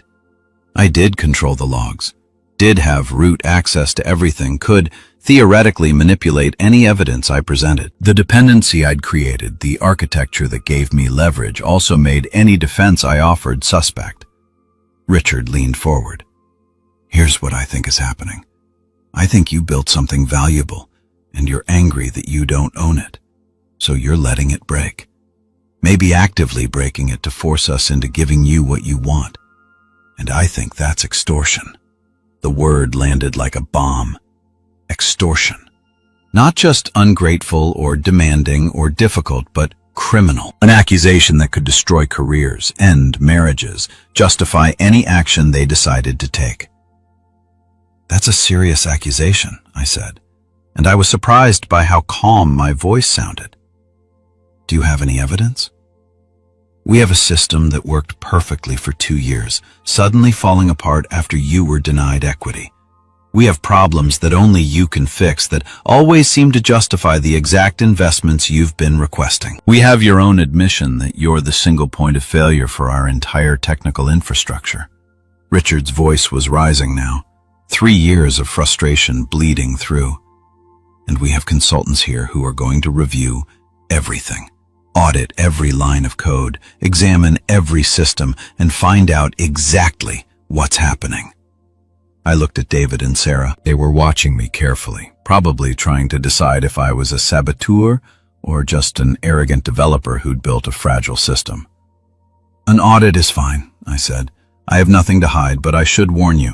Prometheus is complex. A comprehensive audit will take weeks, possibly months, and during that time the system will continue degrading. You'll continue losing clients. The Henderson presentation is already missed. How many more contracts are you willing to lose while you investigate whether I'm trustworthy? So we're supposed to just give you millions of dollars and hope the problems stop? Richard demanded. You're supposed to invest in infrastructure that your business needs. Whether you trust me or not is irrelevant.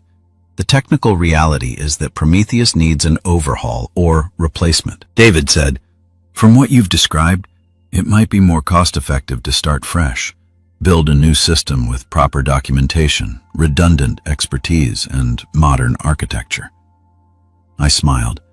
That would take 3 to 4 years and cost $30 million minimum. But yes, that's an option. Marcus finally spoke up, his voice uncertain. What about smaller fixes?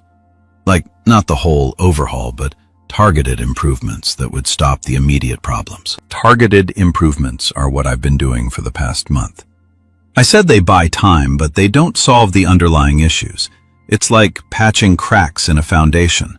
Eventually, you have to rebuild the foundation or the building falls down. Maybe we should rebuild. Elena said quietly. Everyone turned to look at her. Maybe it's time to start over. Build something new that multiple people can maintain, that isn't dependent on any one person. She wasn't looking at me when she said it, was looking at her father, at the consultants, at everyone except her husband. That's a reasonable long-term strategy, Sarah said. In the short term, you'd need to maintain Prometheus while the new system is built, which means you'd still be dependent on, she glanced at her notes, on your CTO's cooperation, unless we bring in an entire team to reverse engineer Prometheus. David added, it would be expensive and time-consuming, but possible, especially if we had the source code and documentation, which I'd provide willingly. I said, along with my full cooperation. I'm not trying to hold the company hostage. I'm trying to get fair compensation for what I've built.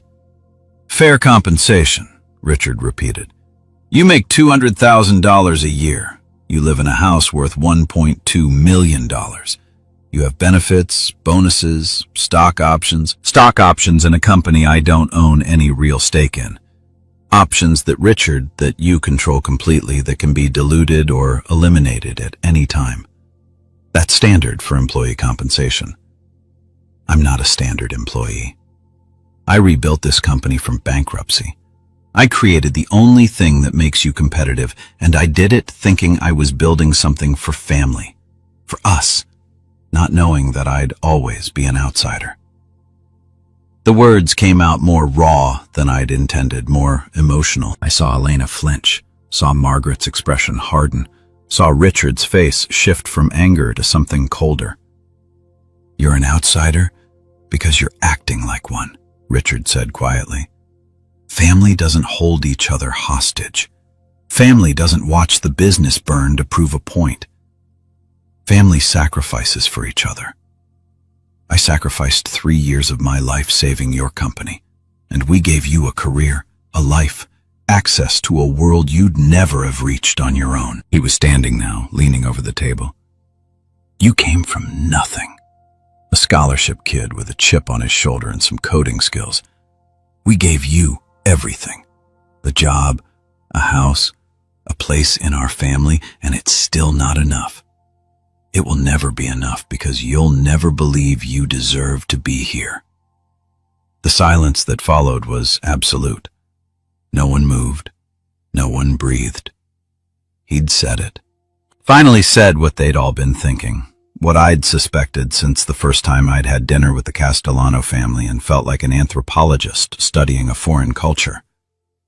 That I didn't belong. That I'd never belong.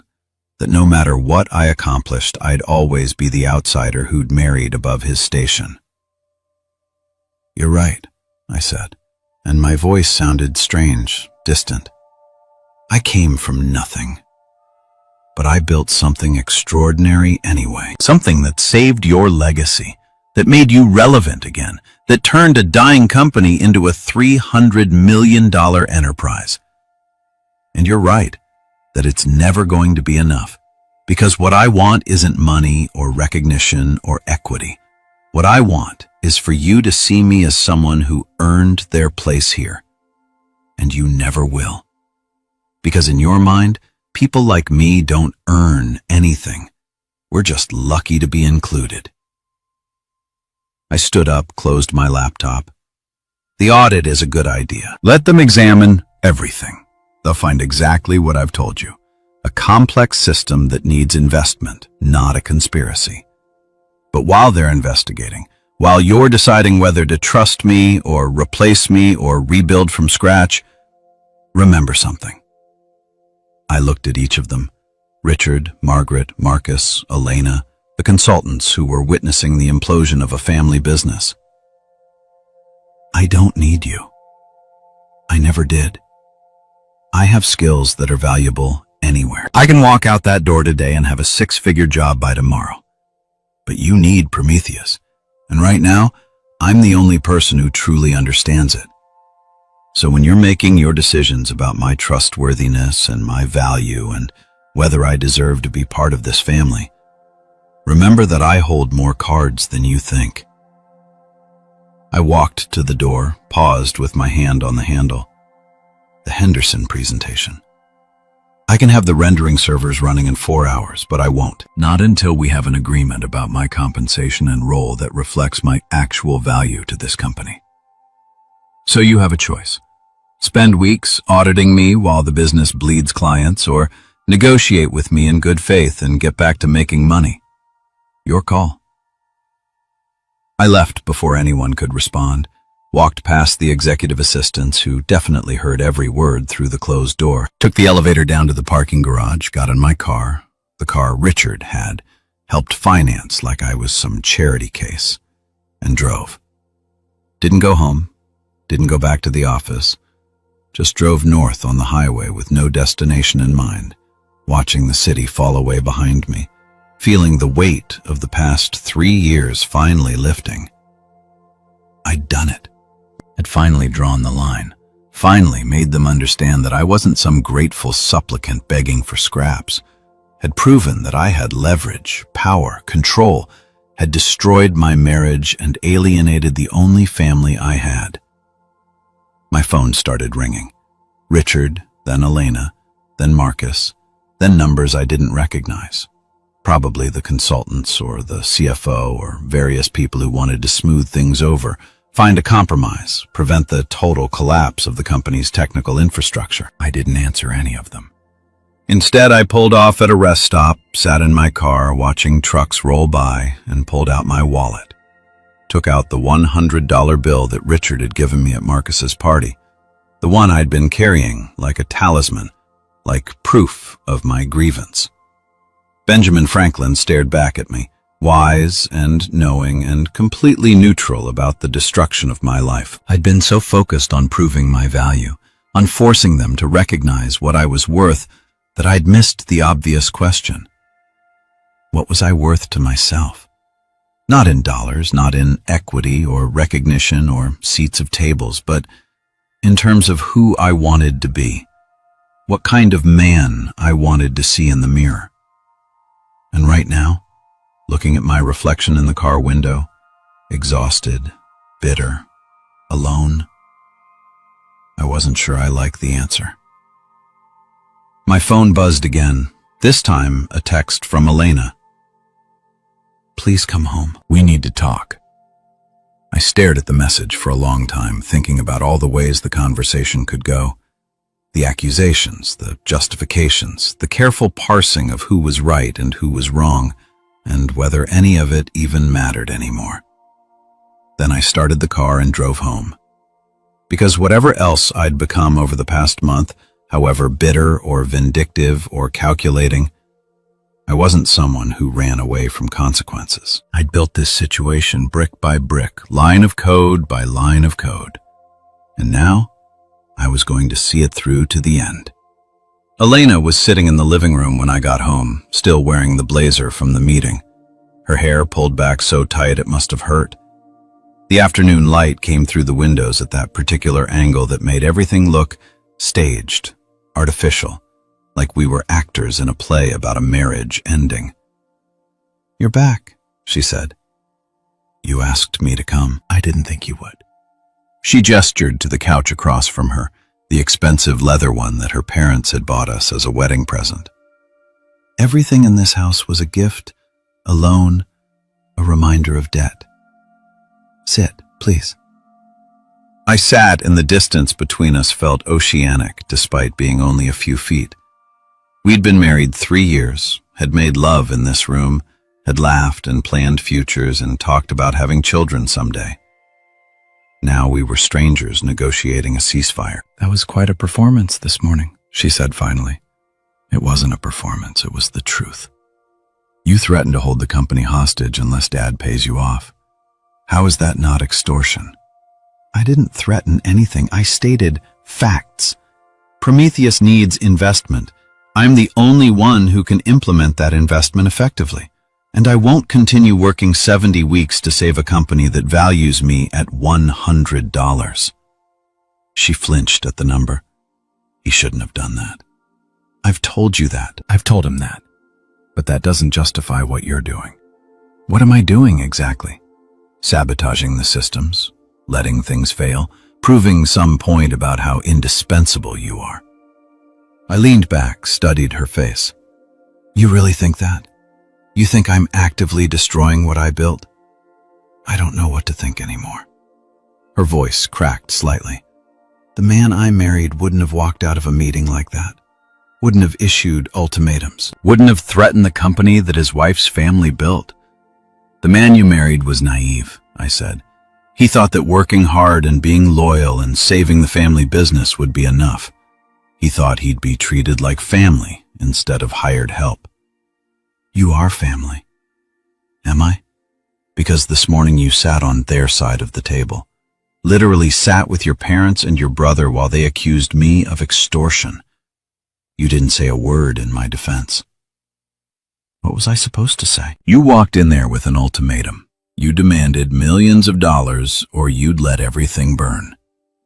How do I defend that? You could have told them about the infrastructure requests I've been making for months, about the budget meetings where your father dismissed every warning I gave, about the fact that I've been working around the clock trying to hold together systems that are failing because they're underfunded and over capacity. I wasn't in those meetings, but you knew about them. I told you. Every night I came home exhausted. Every weekend I spent in the office. Every time I explained that the systems were reaching their limits. You knew. She was quiet for a moment. I knew you were stressed. I didn't know you were planning this. This wasn't planned. This is what happens when complex systems fail and the people benefiting from them refuse to invest in maintenance. Stop talking about systems. She stood up, suddenly started pacing. Stop hiding behind technical jargon and engineering metaphors. This is about you being angry that Marcus got the company. This is about ego and pride and feeling like you weren't appreciated enough. You're right, I said, and she stopped pacing, surprised by the admission. I am angry. I am hurt. I do feel unappreciated. But that doesn't make the technical problems less real.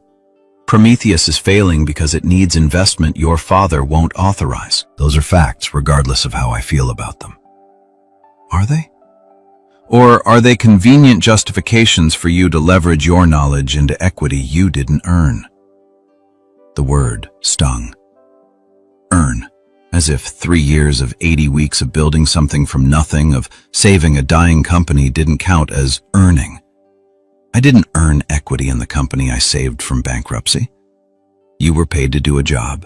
You did the job. That doesn't entitle you to ownership. I pulled out my phone, opened my banking app, turned the screen toward her.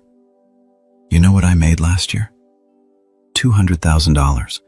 Generous by most standards. Want to know what the company made because of Prometheus? $127 million in profit. My work generated 600 times my salary in value. And your father thinks equity is unearned. That's how employment works.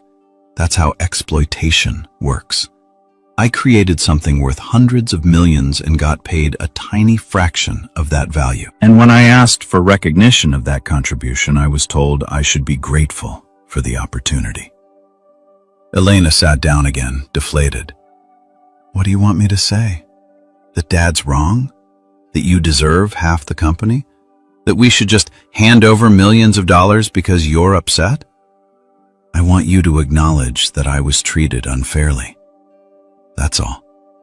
Not agreement with my methods, not support for my ultimatum, just basic acknowledgement that giving Marcus the entire company while telling me I'm worth $100 was wrong. She looked at me for a long time, and I watched her struggle with it. The loyalty to her family wearing with her sense of fairness, with the version of me she'd fallen in love with 3 years ago, who probably would have accepted the insult quietly and kept working. It was wrong, she said finally, quietly. The way Dad handled it was wrong. But so is this. Whatever you're doing, whether it's sabotage or just refusing to try your hardest, it's wrong too. 2 wrongs don't make a right. That's a child's logic. Maybe, but it's also true. We sat in silence. Outside I could hear the neighborhood sounds, a dog barking, someone's lawn service, the distant hum of traffic. Normal sounds for normal people living normal lives, not sitting in expensive houses, having conversations about corporate sabotage and failing marriages. The consultants are going to audit everything. Elena said, "Dad hired them full-time. They're going to review every line of code, every system, every failure. If you've been manipulating things, they'll find it." "Good. Let them look. They'll find exactly what I've told everyone. A complex system under strain that needs investment. And if they find evidence of sabotage, they won't." "You sound very confident." "I am, because I haven't sabotaged anything. I've let natural degradation happen, declined to work myself to death, fixing every problem instantly, and been honest about what the systems need. That's not sabotage. That's setting boundaries." She laughed bitterly. "Setting boundaries? Is that what we're calling it?" "What would you call it? Revenge? Punishment? Making everyone suffer because you didn't get what you wanted?" I stood up, suddenly tired of the conversation, tired of defending myself, tired of trying to make her understand something she'd already decided not to believe. "I'm going to my office." "Of course you are, because that's what you do now. Hide behind screens and code and pretend that destroying what you built is somehow noble." I stopped at the doorway. "I'm not destroying anything. I'm revealing what was always true, that Prometheus was built by one person, held together by one person, and can't function without that person's active engagement. Your father wanted to believe it was a simple tool he could hand to anyone. I'm showing him it's not. And our marriage? Is that just collateral damage in your war with my father?" The question hung between us, heavy with implications, because we both knew the answer. Had known it since that night after Marcus's party when she'd suggested I'd misunderstood her father's insult. "Our marriage ended the moment you chose your family over me," I said.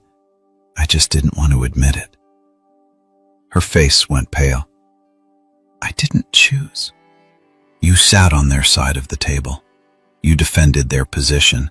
You questioned my integrity. You did everything except stand beside your husband. Because my husband is acting like someone I don't recognize."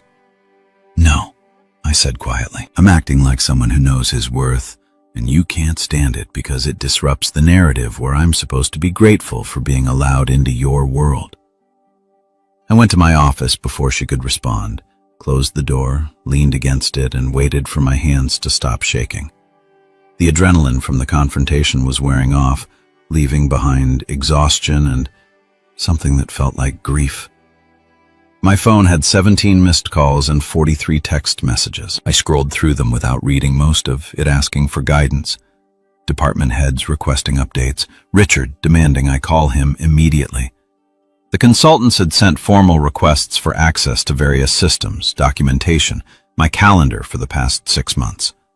One message stood out from Marcus, sent 2 hours ago. "I know everyone's mad at you, but I get it. If someone gave me $100 and said, 'That's what I'm worth,' I'd burn the whole thing down. Let me know if you want to talk." I stared at the message. The kid was 16, had been given a company he didn't understand, was caught in the middle of a war between his father and his brother-in-law, and somehow he was the only one in the family showing basic empathy. I typed back, "Thanks, I appreciate it. And for what it's worth, none of this is your fault." His response came immediately. "Feels like it is. I didn't ask for the company." "I know. But take it anyway. Learn it. Make it yours. Just don't make my mistake of thinking that doing good work will make them see you as an equal." 3 dots appeared and disappeared several times. "Then that's really dark." "Yeah, welcome to adulthood." I set the phone down and pulled up my monitoring systems. The rendering servers were still down. I hadn't lied about that, but I could have them running in about 4 hours if I wanted to. The question was whether I wanted to. The Henderson presentation was scheduled for tomorrow morning. Without renderings, Castellano would look unprepared, unprofessional, would almost certainly lose the contract. That was another $40 million in fees down the drain, another black mark on their recent track record. I could fix it, could work through the night, patch the memory leak, restart the systems, deliver the renderings by dawn. Could be the hero again, the indispensable savior who pulled miracles out of disasters. Or I could let them fail. Let them experience firsthand what life was like without me constantly sacrificing myself to cover for the infrastructure problems they refused to address. My cursor hovered over the patch file I'd written weeks ago before I'd even introduced the memory leak. It was already done, already tested, ready to deploy. 4 keystrokes and the servers would start recovering. 8 hours and everything would be back to normal. I closed the file without deploying it. An email arrived from Richard's attorney, not his corporate attorney, his personal one, the one he used for family matters and sensitive negotiations. The subject line read, "Proposed agreement, confidential." I opened it with a sense of inevitability. Here it came. The settlement offer, the negotiation, the attempt to resolve this before it got messier. The email was formal, carefully worded. Dear Mr. Castellano, at the direction of my client, Richard Castellano, I am writing to propose a settlement regarding your employment status and compensation at Castellano Design and Architecture. In recognition of your contributions to the company's recent success, Mr. Castellano is prepared to offer 1. A one-time bonus of $500,000. 2. Salary increase to $275,000 annually. 3. Enhanced stock options representing 2% of company equity vesting over 4 years. 4. Continued employment as CTO with standard performance expectations. In exchange, you would 1. Immediately resolve all current technical issues including rendering server failures. 2. Provide comprehensive documentation of all Prometheus systems. 3. Train a team of developers to share maintenance responsibilities. 4. Sign a confidentiality agreement regarding internal company matters. 5. Refrain from making public statements that could damage the company's reputation. This offer is contingent on the successful completion of items 1 to 3 within 30 days and represents a final settlement of all claims regarding equity or ownership in the company. Please respond within 24 hours if you wish to discuss this proposal. I read it 3 times, analyzing the language like code, looking for bugs and vulnerabilities and hidden dependencies. It was a generous offer by most standards. $500,000, $75,000 salary increase, actual equity, small but real. They were taking me seriously, treating me like someone with leverage. But it was also a trap. The 30-day deadline was impossible. Training a team to maintain Prometheus in 30 days was laughable. It would take 6 months minimum, and that's if I cooperated fully. They knew that, which meant either they were setting me up to fail so they could terminate my employment, or they wanted me to decline the offer so they could claim they'd negotiated in good faith. And the confidentiality agreement was the real tell. They didn't just want me to fix the systems and train replacements. They wanted to make sure I could never talk about how I'd been treated, never share my version of events, never damage the Castellano reputation by revealing that their miracle turnaround had been built on the back of someone they'd valued at $100. I drafted 3 different responses. The first was professional, asking for clarification on the timeline and suggesting revisions to the terms. The second was angry, pointing out the impossibility of their demands and the insulting nature of buying my silence. The third was honest, explaining that no amount of money would fix what had broken between us. I sent none of them. Instead, I forwarded the email to my personal account, the one they didn't monitor, and started documenting everything. Screenshots of the infrastructure requests Richard had denied. Emails showing the warnings I'd given about system capacity, budget proposals that had been rejected, The meeting minutes from Marcus's birthday party planning, where Richard had discussed the company transfer without mentioning me once. If they wanted to negotiate, we'd negotiate. But I'd do it with evidence, with documentation, with the same careful preparation I'd put into building Prometheus. A knock on the office door. I didn't answer, but Elena came in anyway. She'd changed out of her work clothes into jeans and one of my MIT sweatshirts, something she used to do when we first started dating, when wearing my clothes felt intimate and playful. Now it just felt like she was trying to remind me of who we used to be. "I talked to Dad," she said, leaning against the doorframe. "He's really stressed. The consultants told him the audit could take weeks, and he's terrified of losing more clients. Then he should accept that infrastructure investment is necessary. He sent you an offer, a good offer. You read my email? He sent it to me too. He wanted me to help convince you to take it." Of course he did. She came further into the room, sat in the chair across from my desk. "It's generous, you know, $500,000, equity, a big raise. Most people would jump at that. Most people didn't save a bankrupt company and get told they're worth $100. Can you let that go, please? He made a mistake. He was angry. He's sorry. He's not sorry. He's scared. There's a difference. Does it matter? He's trying to make things right." I turned my chair to face her fully. "Elena, let me explain something about negotiation. When someone lowballs you, insults you, treats you like you're worthless, and then suddenly offers you something generous, it's not because they've had a change of heart. It's because they've realized you have leverage, and they're trying to neutralize it as cheaply as possible." That's such a cynical way to look at it. It's accurate. Your father isn't offering me this because he values me. He's offering it because he's afraid of what happens if he doesn't, and you're going to refuse it out of spite. I'm going to refuse it because the timeline is impossible. The confidentiality clause is designed to silence me, and I'm worth more than 2% of a company I rebuilt. She stood up abruptly. "You're never going to be satisfied, are you? Whatever we offer, it won't be enough. Because this isn't really about money or equity or recognition. It's about punishing us for not treating you like you're special." I am special. I did something extraordinary, and I want to be compensated accordingly. "You want to be worshipped," she said, and her voice was sharp now, cutting. "You want everyone to bow down and acknowledge your genius and thank you for gracing us with your presence. But that's not how the world works. That's not how family works." You're right. I said family doesn't work that way. Family supports each other, defends each other, stands together when outsiders attack. But I'm not family, am I? I'm just the guy who married the daughter, the useful tool who should know his place. Stop saying that. Why? It's true.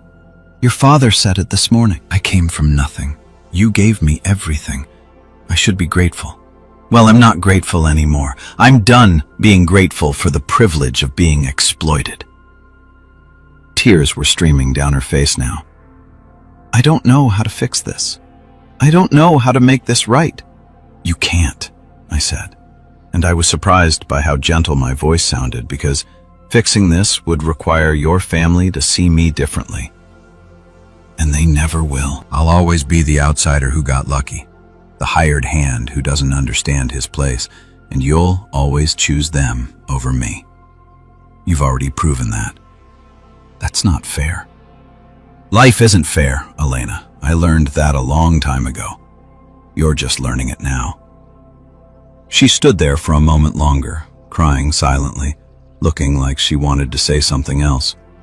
But whatever it was, she swallowed it, turned and left, closing the door quietly behind her. I sat in the silence of my office, surrounded by screens and servers and the quiet hum of systems that only I fully understood.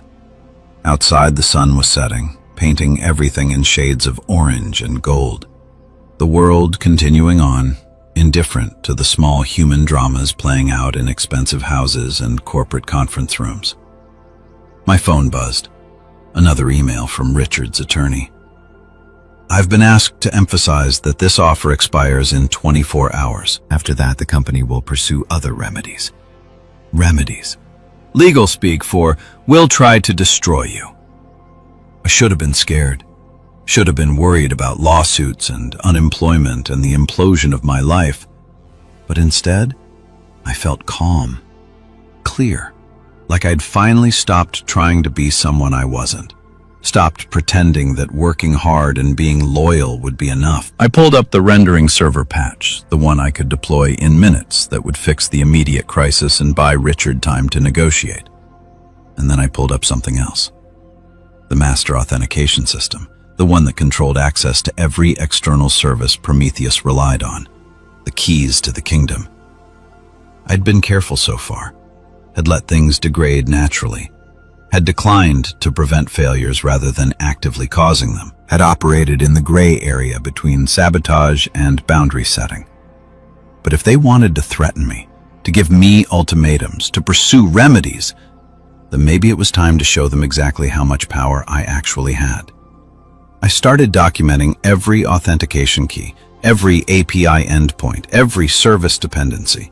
Not to use yet, not yet, but to have ready to know exactly which dominoes to push if they forced my hand. Because Richard had been right about one thing. I did have leverage. He just didn't understand how much. And if they wanted to find out, if they wanted to play hardball and threaten remedies and give me 24-hour ultimatums, then I'd show them exactly what I was capable of. But first, I needed to be absolutely certain of something. I needed to know if I was still fighting for justice or if I'd crossed the line into pure revenge. And looking at my reflection in the dark computer screen, I wasn't sure I knew the answer anymore. I didn't sleep that night. Not because I was working, though. My office looked like I had been monitors glowing in the darkness, coffee cups multiplying on the desk, the kind of controlled chaos that used to mean I was deep in a problem. But I wasn't coding, wasn't fixing, wasn't doing anything productive. I was just sitting there watching the clock count down the 24 hours Richard's attorney had given me. 23 hours. 22. 21. The house was quiet around me. Elena had gone to bed around 11 o'clock. Hadn't said goodnight, hadn't checked on me. The separation was complete now, even if we were still technically living under the same roof. Two people orbiting each other in a house that felt more like a museum than a home. Everything carefully curated, nothing truly ours. At 2:47 a.m., I pulled up the authentication systems again, studied them the way a chess player studies a board, seeing not just the current position, but all the possible futures branching from each move. If I revoked access to the rendering servers, Prometheus would be crippled but not dead. If I pulled the material pricing APIs, the estimating department would revert to calling suppliers manually, losing the speed advantage that had made Castellano competitive. If I shut down the collaboration tools, the entire distributed workflow would fragment. Each piece seemed small, but together, they were everything. My phone buzzed, a text from a number I didn't recognize. This is David Chen from Blackstone Technical. I know it's late, but I wanted to reach out before things get more complicated. Can we talk? Off the record? I stared at the message, trying to decode it. Off the record. The consultant wanted to talk without his client knowing, which meant either he'd found something damning or he'd found nothing and wanted to warn me. I typed back, "I'm up. Call me." The phone rang within seconds. "Thanks for answering," David said. His voice was tired, probably running on the same coffee and adrenaline mixture that was keeping me conscious. "I wanted to give you a heads up. The audit isn't going well. Not well for Richard or not well for me. Both. Maybe the system architecture it's actually brilliant, incredibly efficient, well optimized, exactly the kind of work you'd expect from someone who really understands distributed systems. But it's also dependent on me, extremely. And that's the problem. My colleague Sarah is convinced you designed it that way intentionally. Built independencies that only you control so you'd have leverage. That's not why I did it. I believe you, he said, and he sounded sincere. I've seen this pattern before. Startup founder moving fast, using whatever credentials and accounts are available, planning to clean it up later, but never getting around to it. It's actually more common than people think. But it's also indistinguishable from intentional sabotage, if someone wants to interpret it that way. And right now, your father-in-law really wants to interpret it that way. I leaned back in my chair, closed my eyes. What did you find in the logs? That's the thing. The degradation timeline matches exactly what you said. Problems started showing up 6 weeks before the birthday party. Progressive failures consistent with a system under increasing load. If you're sabotaging, you're doing it in a way that perfectly mimics natural degradation because it is natural degradation. Maybe. Or maybe you're just really good at covering your tracks. He paused. Look, I'm calling because I think you should take the settlement offer. It's generous. The timeline is negotiable despite what the attorney said. And walking away with $500,000 and equity is better than what's coming if you don't. What's coming? Richard is talking to his lawyers about termination for cause, breach of fiduciary duty, sabotage, maybe even criminal charges if they can make a case for computer fraud. He's angry and scared people do stupid things. He can't prove sabotage. He doesn't need to. He can make your life hell trying, tie you up in lawsuits, freeze your accounts, make sure you never work in this industry again. And even if you win eventually, the process will destroy you. I laughed, harsh and bitter. So I should take the money and be quiet. Let him rewrite history. Make me sign an NDA. Pretend that I was just an employee who did his job and should be grateful for the opportunity. I'm saying pick your battles. This one is going to cost you more than you'll gain. You don't know what it's cost me already. I know you're sleeping in your office while your marriage falls apart. I know you look like you haven't eaten in days. I know you're sitting there at 3 o'clock in the morning staring at code instead of fixing the problems that could save your career. His voice softened. I've been where you are. Different situation, same feeling. The sense that you've been wronged and you need to prove it. Need to make them see. Need to extract some kind of justice from people who will never give it to you. How did your situation turn out? I lost everything. My company, my savings, 3 years of my life to litigation, won the moral victory, lost everything else. That's why I'm calling, because I see you heading down the same path and I'm trying to save you from it. I was quiet for a long moment, listening to the hum of my servers, the distant sound of a car passing outside, the white noise of a life unraveling. What would you do? I asked finally. If you were me, honestly, I'd take the settlement, document everything, and write a tell-all book in 5 years when the NDA expires. Get rich off the story instead of destroying yourself for principles that nobody else cares about. That's pretty cynical. That's survival. Principles don't pay rent, and moral victories don't rebuild careers. We talked for another 20 minutes. He told me about his case, a startup he'd co-founded, a partner who pushed him out, a lawsuit that had technically vindicated him while practically ruining him. Told me about the 2 years of unemployment, the blacklist that followed. The way that being right had mattered less than being difficult. The thing about leverage, he said before hanging up, is that it only works if you're willing to use it. And if you use it, you better be prepared for the consequences because the people you're fighting have more resources, more connections, and less to lose than you think.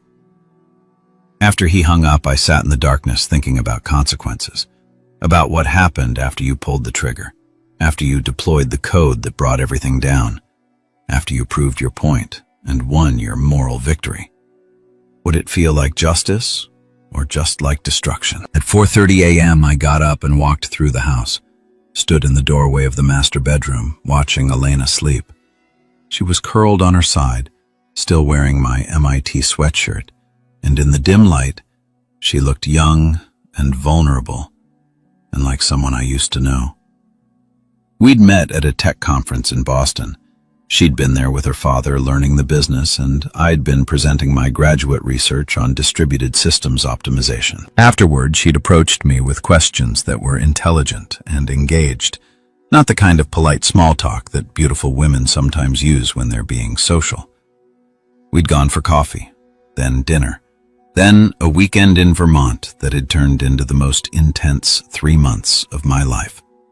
She'd been fascinated by my world, the code, the problems, the intellectual challenges that I navigated daily. And I'd been fascinated by hers, the confidence, the connections, the ease with which she moved through spaces that intimidated me. "You're brilliant," she'd told me once early on when I'd explained some complex algorithm I was working on.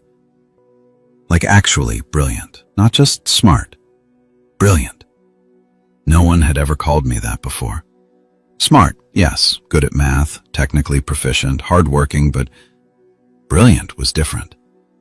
Brilliant meant special, exceptional, worthy. I'd believed her, had believed that she saw something in me that justified the class jump, the cultural differences, the fact that her parents had looked at me like I was an interesting specimen during our first dinner together.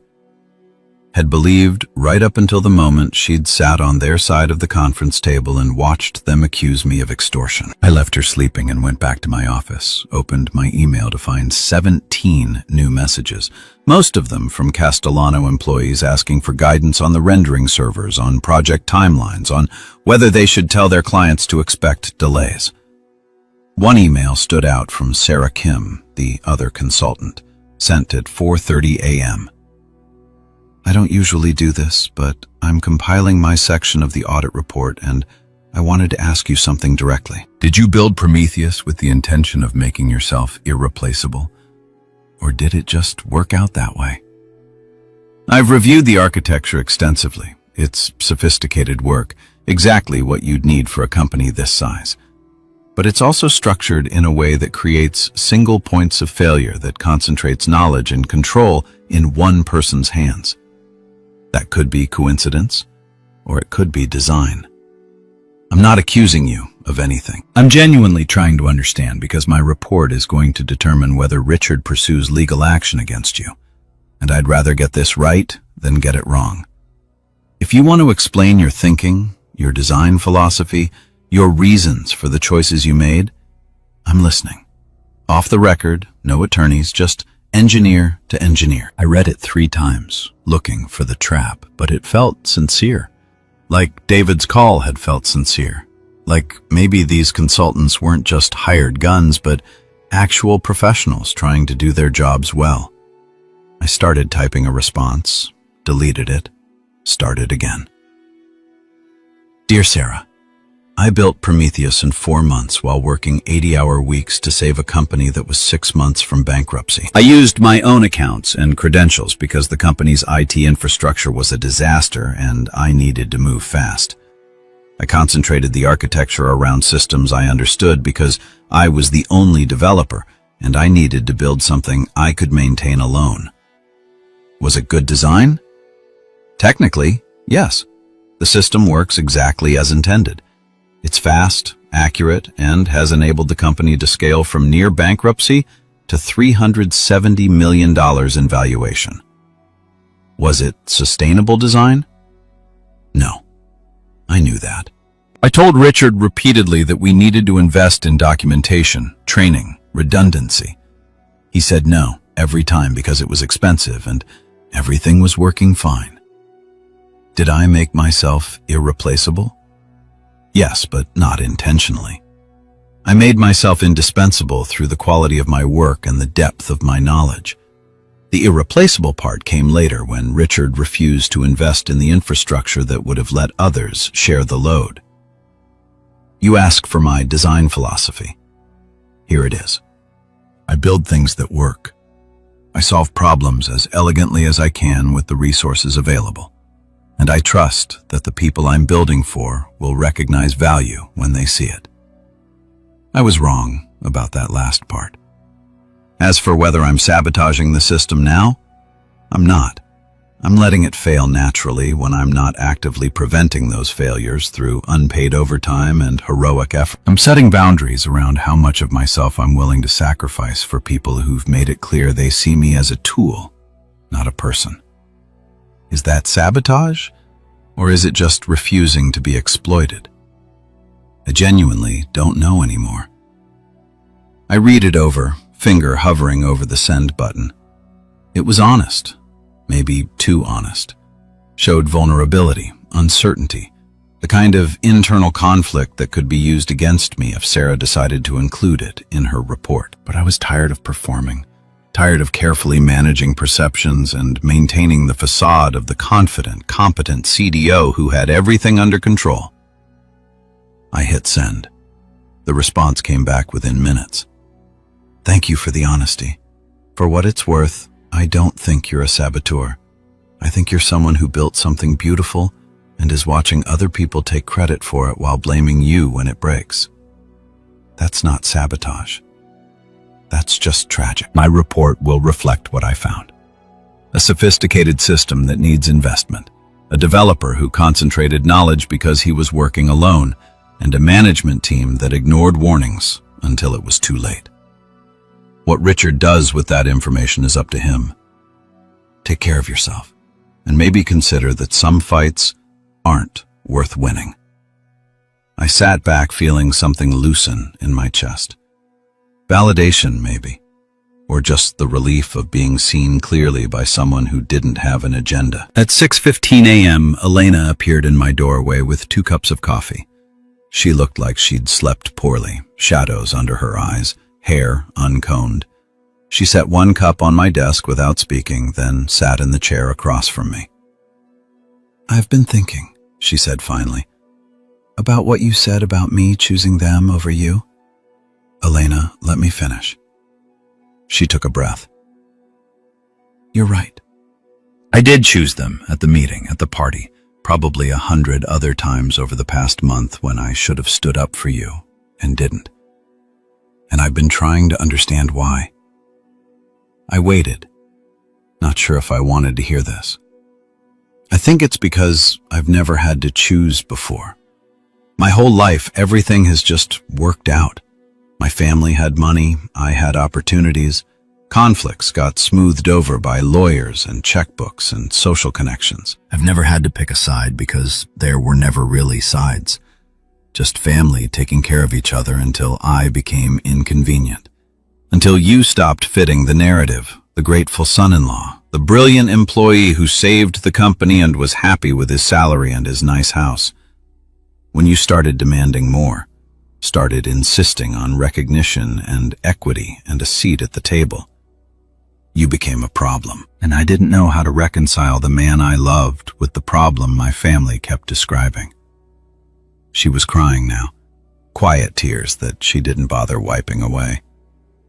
I'm sorry, she said, for sitting on their side, for not defending you, for making you feel like you had to prove your worth when I should have been proving mine as your wife. I felt something crack inside me, some defensive wall I'd built over the past weeks. Why are you telling me this now? Because in 11 hours, you have to decide whether to take Dad's offer or walk away. And I wanted you to know that whatever you choose, I'll support it. I'll stand with you. Even if it means standing against my family, Elena, I mean it. If you want to refuse the offer, burn it all down. Prove your point. I'll be there. And if you want to take the money and walk away, start over somewhere else, I'll come with you. I'm choosing you. I should have chosen you from the beginning. I looked at her, this woman I'd married 3 years ago, who I'd built an empire to save, who I'd nearly destroyed myself trying to prove worthy of. And I saw something I hadn't seen in weeks. Actual love. Not obligation or guilt or family loyalty, but the real thing. Complicated and imperfect and probably too late.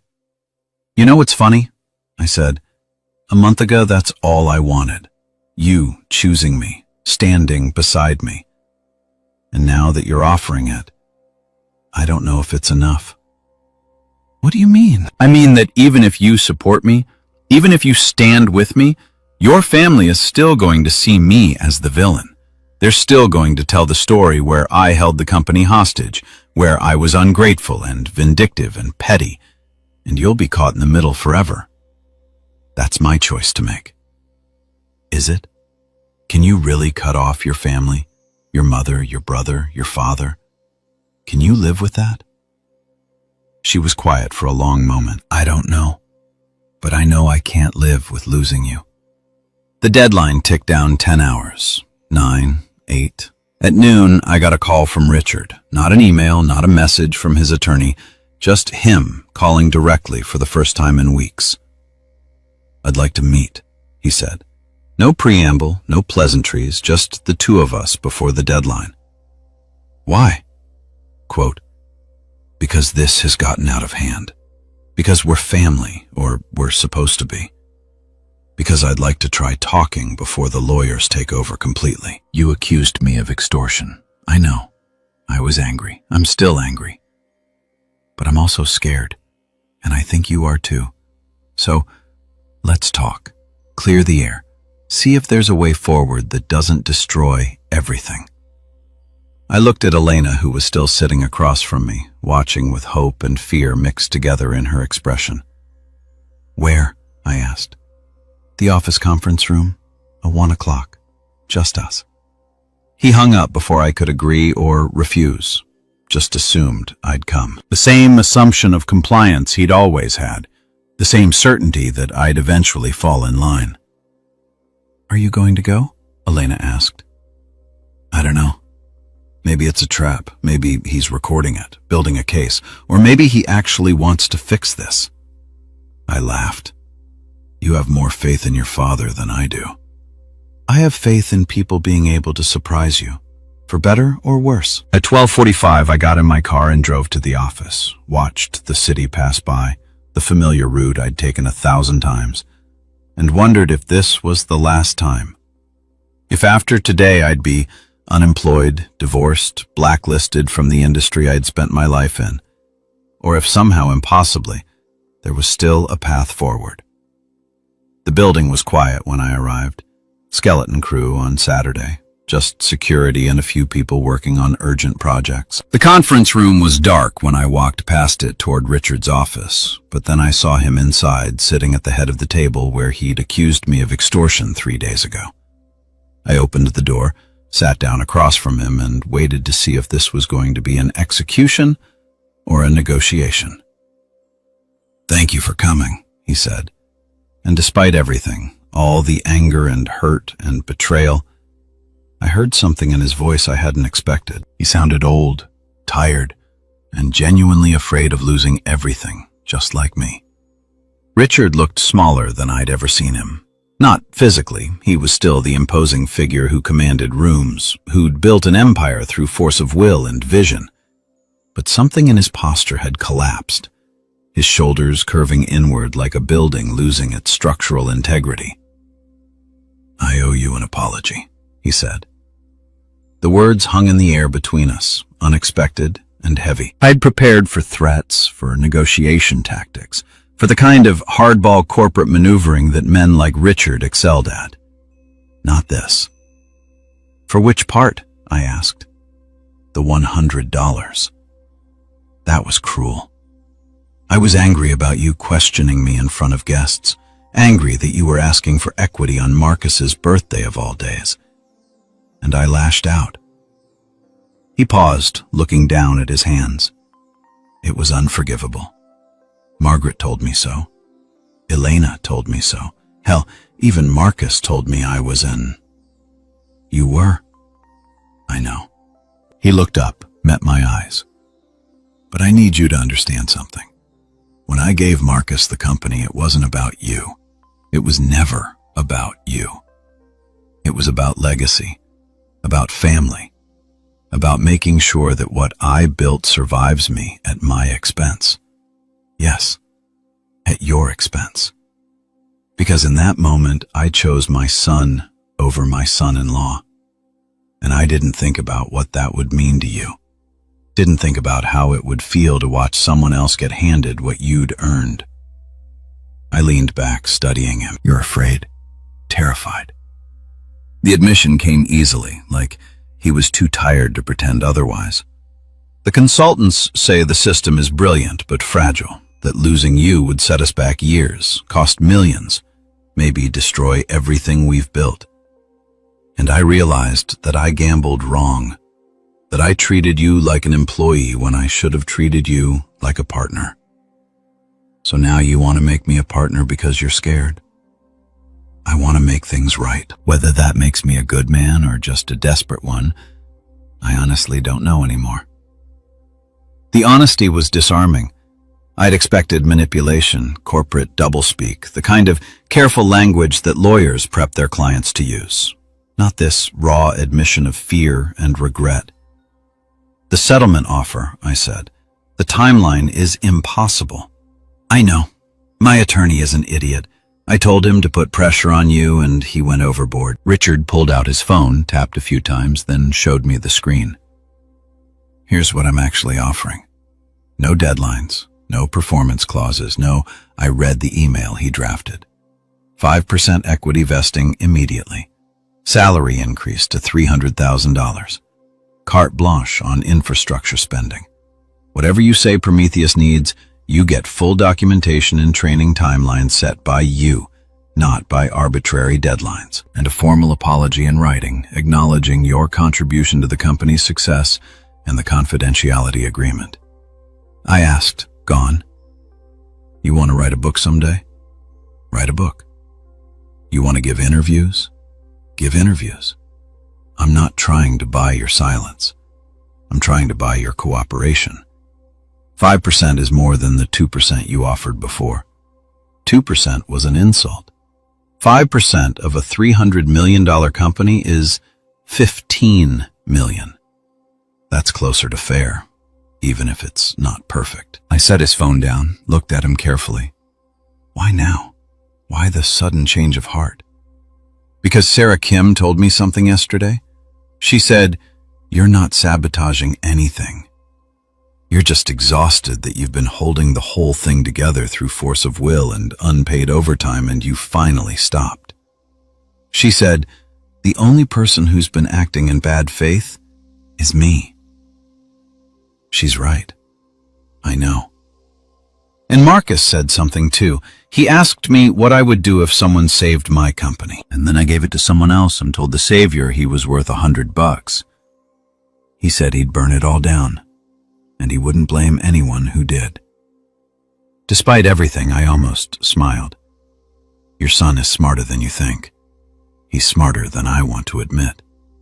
Keeps pointing out my ways I can't ignore.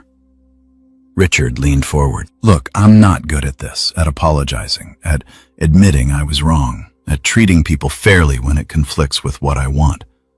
But I'm trying, because losing the company would be bad. Losing my daughter's marriage would be worse. And losing both because I was too proud to admit I screwed up would be unforgivable. Elena told you about us? She didn't have to. I have eyes. I see how she looks at you, how you look at each other, like you're already divorced, just going through the motions until it's official. The observation stung because it was accurate. This isn't just about business anymore. I know, but maybe fixing the business is the first step to fixing the rest. Maybe if I show you that I actually value what you've done, that I see you as more than just hired help, maybe that helps Elena choose between us. Because right now she's being forced to choose, and that's my fault. I thought about Elena that morning offering to stand with me, about the look on her face when she'd said she was choosing me. Finally, after weeks of choosing them. What happens to Marcus? I asked. You give me 5% equity that comes from somewhere. It comes from my share. Marcus keeps his majority stake. This is me paying you what I should have paid you 3 years ago. And the CTO position, yours for as long as you want it, with real authority, real budget control, real partnership. No more asking permission to fix things. You're the expert. I'll trust your judgment. It was everything I'd asked for, everything I'd fought for. Recognition, equity, authority, respect, delivered not through extortion or leverage, but through what seemed like genuine contrition. And I didn't trust it. I need time, I said, to think, to talk to Elena, to figure out if this is real or just another negotiation tactic. Fair enough. Take the weekend, but please think about it seriously because I mean what I'm saying. You saved my company. You deserve to own part of it. I stood up, headed for the door, then stopped. The rendering servers. I can have them running in 4 hours. And will you? I looked back at him. This man who'd insulted me, undervalued me, nearly destroyed my marriage, who was now offering me everything I demanded. I'll let you know Monday, I said, and walked out before he could respond. I drove for 2 hours without destination, just pointed the car north and let the highway carry me away from the city, away from the office, away from decisions I wasn't ready to make. The landscape gradually shifted from urban sprawl to suburbs to the kind of open countryside that makes you feel small in a clarifying way. Around mile marker 73, I pulled into a rest stop, sat in my car, watching families shuffle between bathrooms and vending machines, living their normal lives with their normal problems. A father arguing with his teenager about college applications. A mother trying to convince her toddler that yes, we really do need to use the bathroom before we get back in the car. Simple conflicts with simple resolutions. I envied them. My phone had been buzzing periodically, Elena asking where I was, Marcus sending another message. Dad says, you guys talked. Hope it went okay. Sarah Kim forwarding her completed audit report with a note. Thought you should see this before Richard does. I opened Sarah's email first. The report was comprehensive, professional, and devastatingly fair. Executive summary. Prometheus represents sophisticated software architecture implemented under significant time and resource constraints. The system functions as designed and has demonstrably delivered substantial value to Castellano design and architecture. However, the architecture exhibits several characteristics that create operational risk. 1. Concentrated knowledge. Primary developer is sole repository of critical system understanding. 2. External dependencies. Multiple third-party services authenticated through personal accounts. Monex. 3. Documentation deficit. Limited technical documentation for knowledge transfer. 4. Single points of failure. Key systems lack redundancy or backup personnel. Sabotage allegations.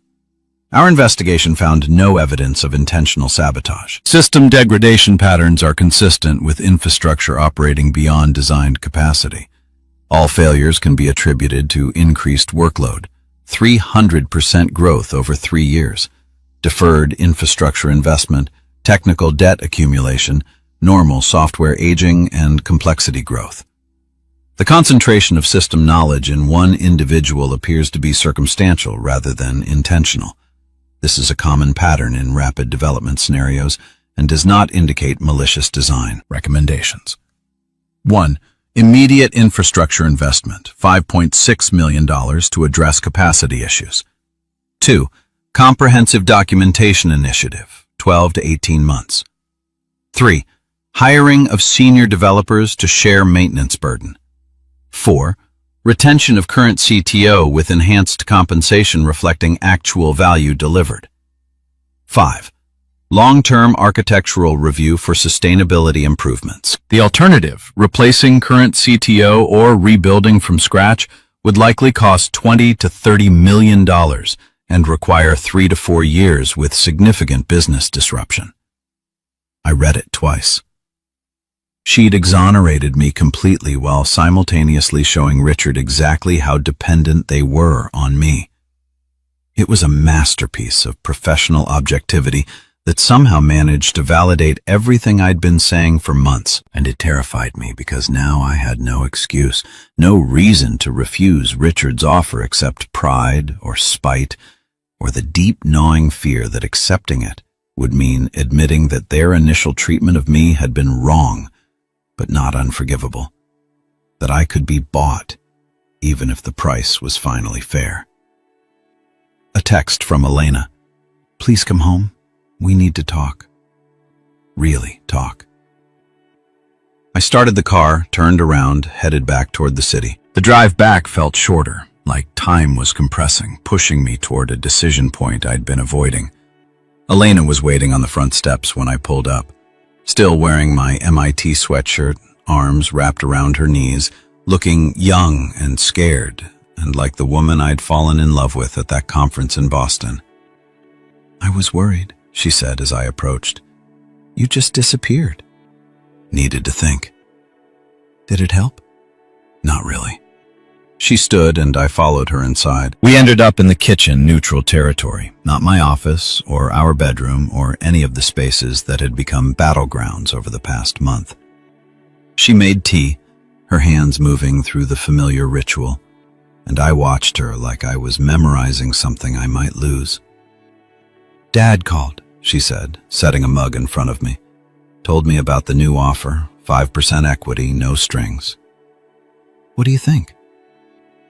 I think he's actually sorry. I've never heard him sound like that. Scared and small and genuinely regretful. It was unsettling. He should be scared. The company falls apart without me. I know. We all know. That's what makes this so hard. She sat across from me, cupped her own mug like she was trying to warm her hands. Because part of me wants you to take the offer. Accept the apology. Let us all move forward. But another part of me knows that even if you do, something's broken that can't be fixed between us or between me and your family. Both. All of it. She looked up and her eyes were red. I've been lying to myself, telling myself that if Dad just apologized, if he just gave you what you deserved, everything would go back to normal. But there is no normal anymore. We can't unknow what we've learned about each other. What have we learned? That I'll always choose them first when I'm scared. That you'll always resent being the outsider no matter how much they try to include you. That our marriage was built on hope and good intentions instead of on actually understanding what we were getting into. The honesty was brutal and clarifying. So, what do? I don't know. But I know we can't keep pretending, can't keep living in this house that my parents bought, working at this company that my father built, trying to force ourselves into shapes that don't fit. I sipped my tea, thought about shapes and fitting, and the way I'd spent 3 years trying to mold myself into the perfect son-in-law, the grateful outsider, the brilliant savior who knew his place. If I take the offer, I said slowly, I stay, keep working for your father, keep living in this house, keep being the CTO who saved the company, and we try to rebuild our marriage on top of all the resentment and hurt and betrayal. And if you don't, I walk away from the company, from the equity, from your family, and probably from you, because I don't know how we survive that kind of rupture. She was crying now, silently, tears running down her face. I don't want to lose you. I don't want to lose you either, but I don't know if wanting is enough. We sat in silence, drinking tea that had gone lukewarm, watching the afternoon light fade through the kitchen windows. Somewhere in the house, a clock was ticking. Outside, neighbors were living their lives, oblivious to the small tragedy unfolding in the expensive house on the corner. My phone buzzed. Can I come over? I know it's weird, but I want to talk to you before you decide anything. I showed Elena the message. She nodded. Let him come. Maybe he'll say something that helps. 20 minutes later, Marcus was sitting in our living room, still looking uncomfortable in the adult clothes he'd started wearing. He had a folder with him, which he set on the coffee table between us. I've been doing research, he said, about company valuations, equity structures, what's fair, because I realized I have no idea what any of this means. Dad gave me a company and I didn't even know enough to ask what that actually meant. He opened the folder, pulled out printouts covered in highlighted sections and handwritten notes. So here's what I learned. Prometheus, the system you built, is responsible for basically all our competitive advantage. Without it, we're just another architecture firm. With it, we're 3 times faster and more accurate than anyone else. That's worth somewhere between 40 and 60% of the company's total value. Marcus, let me finish. Dad's offering you 5%. That's $15 million, which sounds like a lot. But if the system is worth 60% of a $300 million company, that's $180 million. 5% isn't fair. It's not even close to fair. Elena and I exchanged glances. Her 16-year-old brother had just done more honest accounting than his father's entire executive team. I can't give you equity, Marcus continued. Dad controls my shares through a trust until I'm 25. But I wanted you to know that I know that what happened to you was wrong, and that if I actually earn this company someday, if I learn it and understand it and make it mine, I'll remember that you're the reason it still exists. He stood up awkwardly, like he'd said what he came to say and didn't know what else to do. For what it's worth, he added, I think you should take the money and leave. Start your own company. Build something that's actually yours, because even if Dad gives you equity and apologizes and treats you better, you'll always be working for him. And I don't think you're someone who's meant to work for other people. After he left, Elena and I sat in the silence he'd created. He's right, she said finally. You're not meant to work for other people. You're meant to build things, lead things, own things. And you'll never be able to do that here. What are you saying? I'm saying maybe the answer isn't choosing between the offer and walking away. Maybe it's negotiating something different. Something that actually makes sense for who you are. Like what? Like taking the money but leaving anyway. Use the equity as seed funding for your own company. Build something that's yours from the ground up. Something nobody can take from you or give to their son or tell you isn't really yours. The idea settled over me like a revelation. Not revenge, not capitulation, but a third option I hadn't seen because I'd been so focused on the binary choice between staying and leaving. And us? I asked. She was quiet for a long moment. I don't know. Maybe we separate for a while? Give each other space to figure out who we are when we're not trying to navigate my family's expectations. See if there's still something real underneath all the performance and obligation. That sounds like the beginning of a divorce. Maybe. Or maybe it's the only way we survive this, by admitting that we can't fix everything. Can't go back to who we were, but might be able to find something new if we're brave enough to try. My phone buzzed again. The Henderson presentation is rescheduled for Monday at 9 a.m. They're giving us one more chance, please. I looked at the message, thought about Richard sitting in that conference room looking small and scared. Thought about 3 years of work, of late nights and sacrifices, and the strange pride that comes from building something extraordinary. Thought about Marcus's research and Sarah's report and Elena's suggestion and the rendering servers that I could fix in 4 hours. I'm going to the office, I said. Elena looked up surprised. To fix the servers, to make a counter offer. Richard was still in the office when I arrived at 7 p.m. His lights were on, casting shadows through the frosted glass of his door. I didn't knock, just walked in and sat down across from his desk. I'm going to fix the rendering servers, I said. Henderson will have their presentation Monday morning. Full 3D renderings, exactly what they asked for. He looked up, relief flooding his face. Thank you. I'm not finished. I'll fix the servers, train a transition team, and document everything. But then, I'm leaving. The relief vanished. What? Your offer is generous. 5% equity, real authority, an actual apology. A year ago, it would have been everything I wanted. But Marcus was right about something. I'm not meant to work for other people, even when those people finally treat me fairly. So what are you proposing? I pulled out my laptop, opened the document I drafted during the drive back. I want 10% equity vesting immediately. In exchange, I'll spend 6 months doing a complete knowledge transfer. I'll document every system, train your new team, ensure Prometheus can run without me. At the end of 6 months, I walk away with my equity stake, and you have a fully functional system with people who understand it. 10% is ready. What I'm worth, what Marcus's research showed I'm worth, what the system I built is actually worth to your company. Richard leaned back, studying me, and after 6 months, I start my own firm, software consulting for architecture and design companies. I'll even give Castellano a preferential rate for ongoing support. But I won't be your employee anymore. I'll be your partner, then your vendor, then just someone you once knew who helped save your company. Elena, that's between me and her, but we both need space to figure out who we are when we're not performing for your family.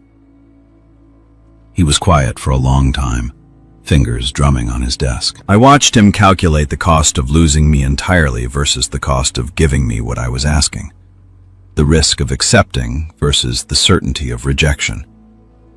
15%, he said finally. What? 15% equity.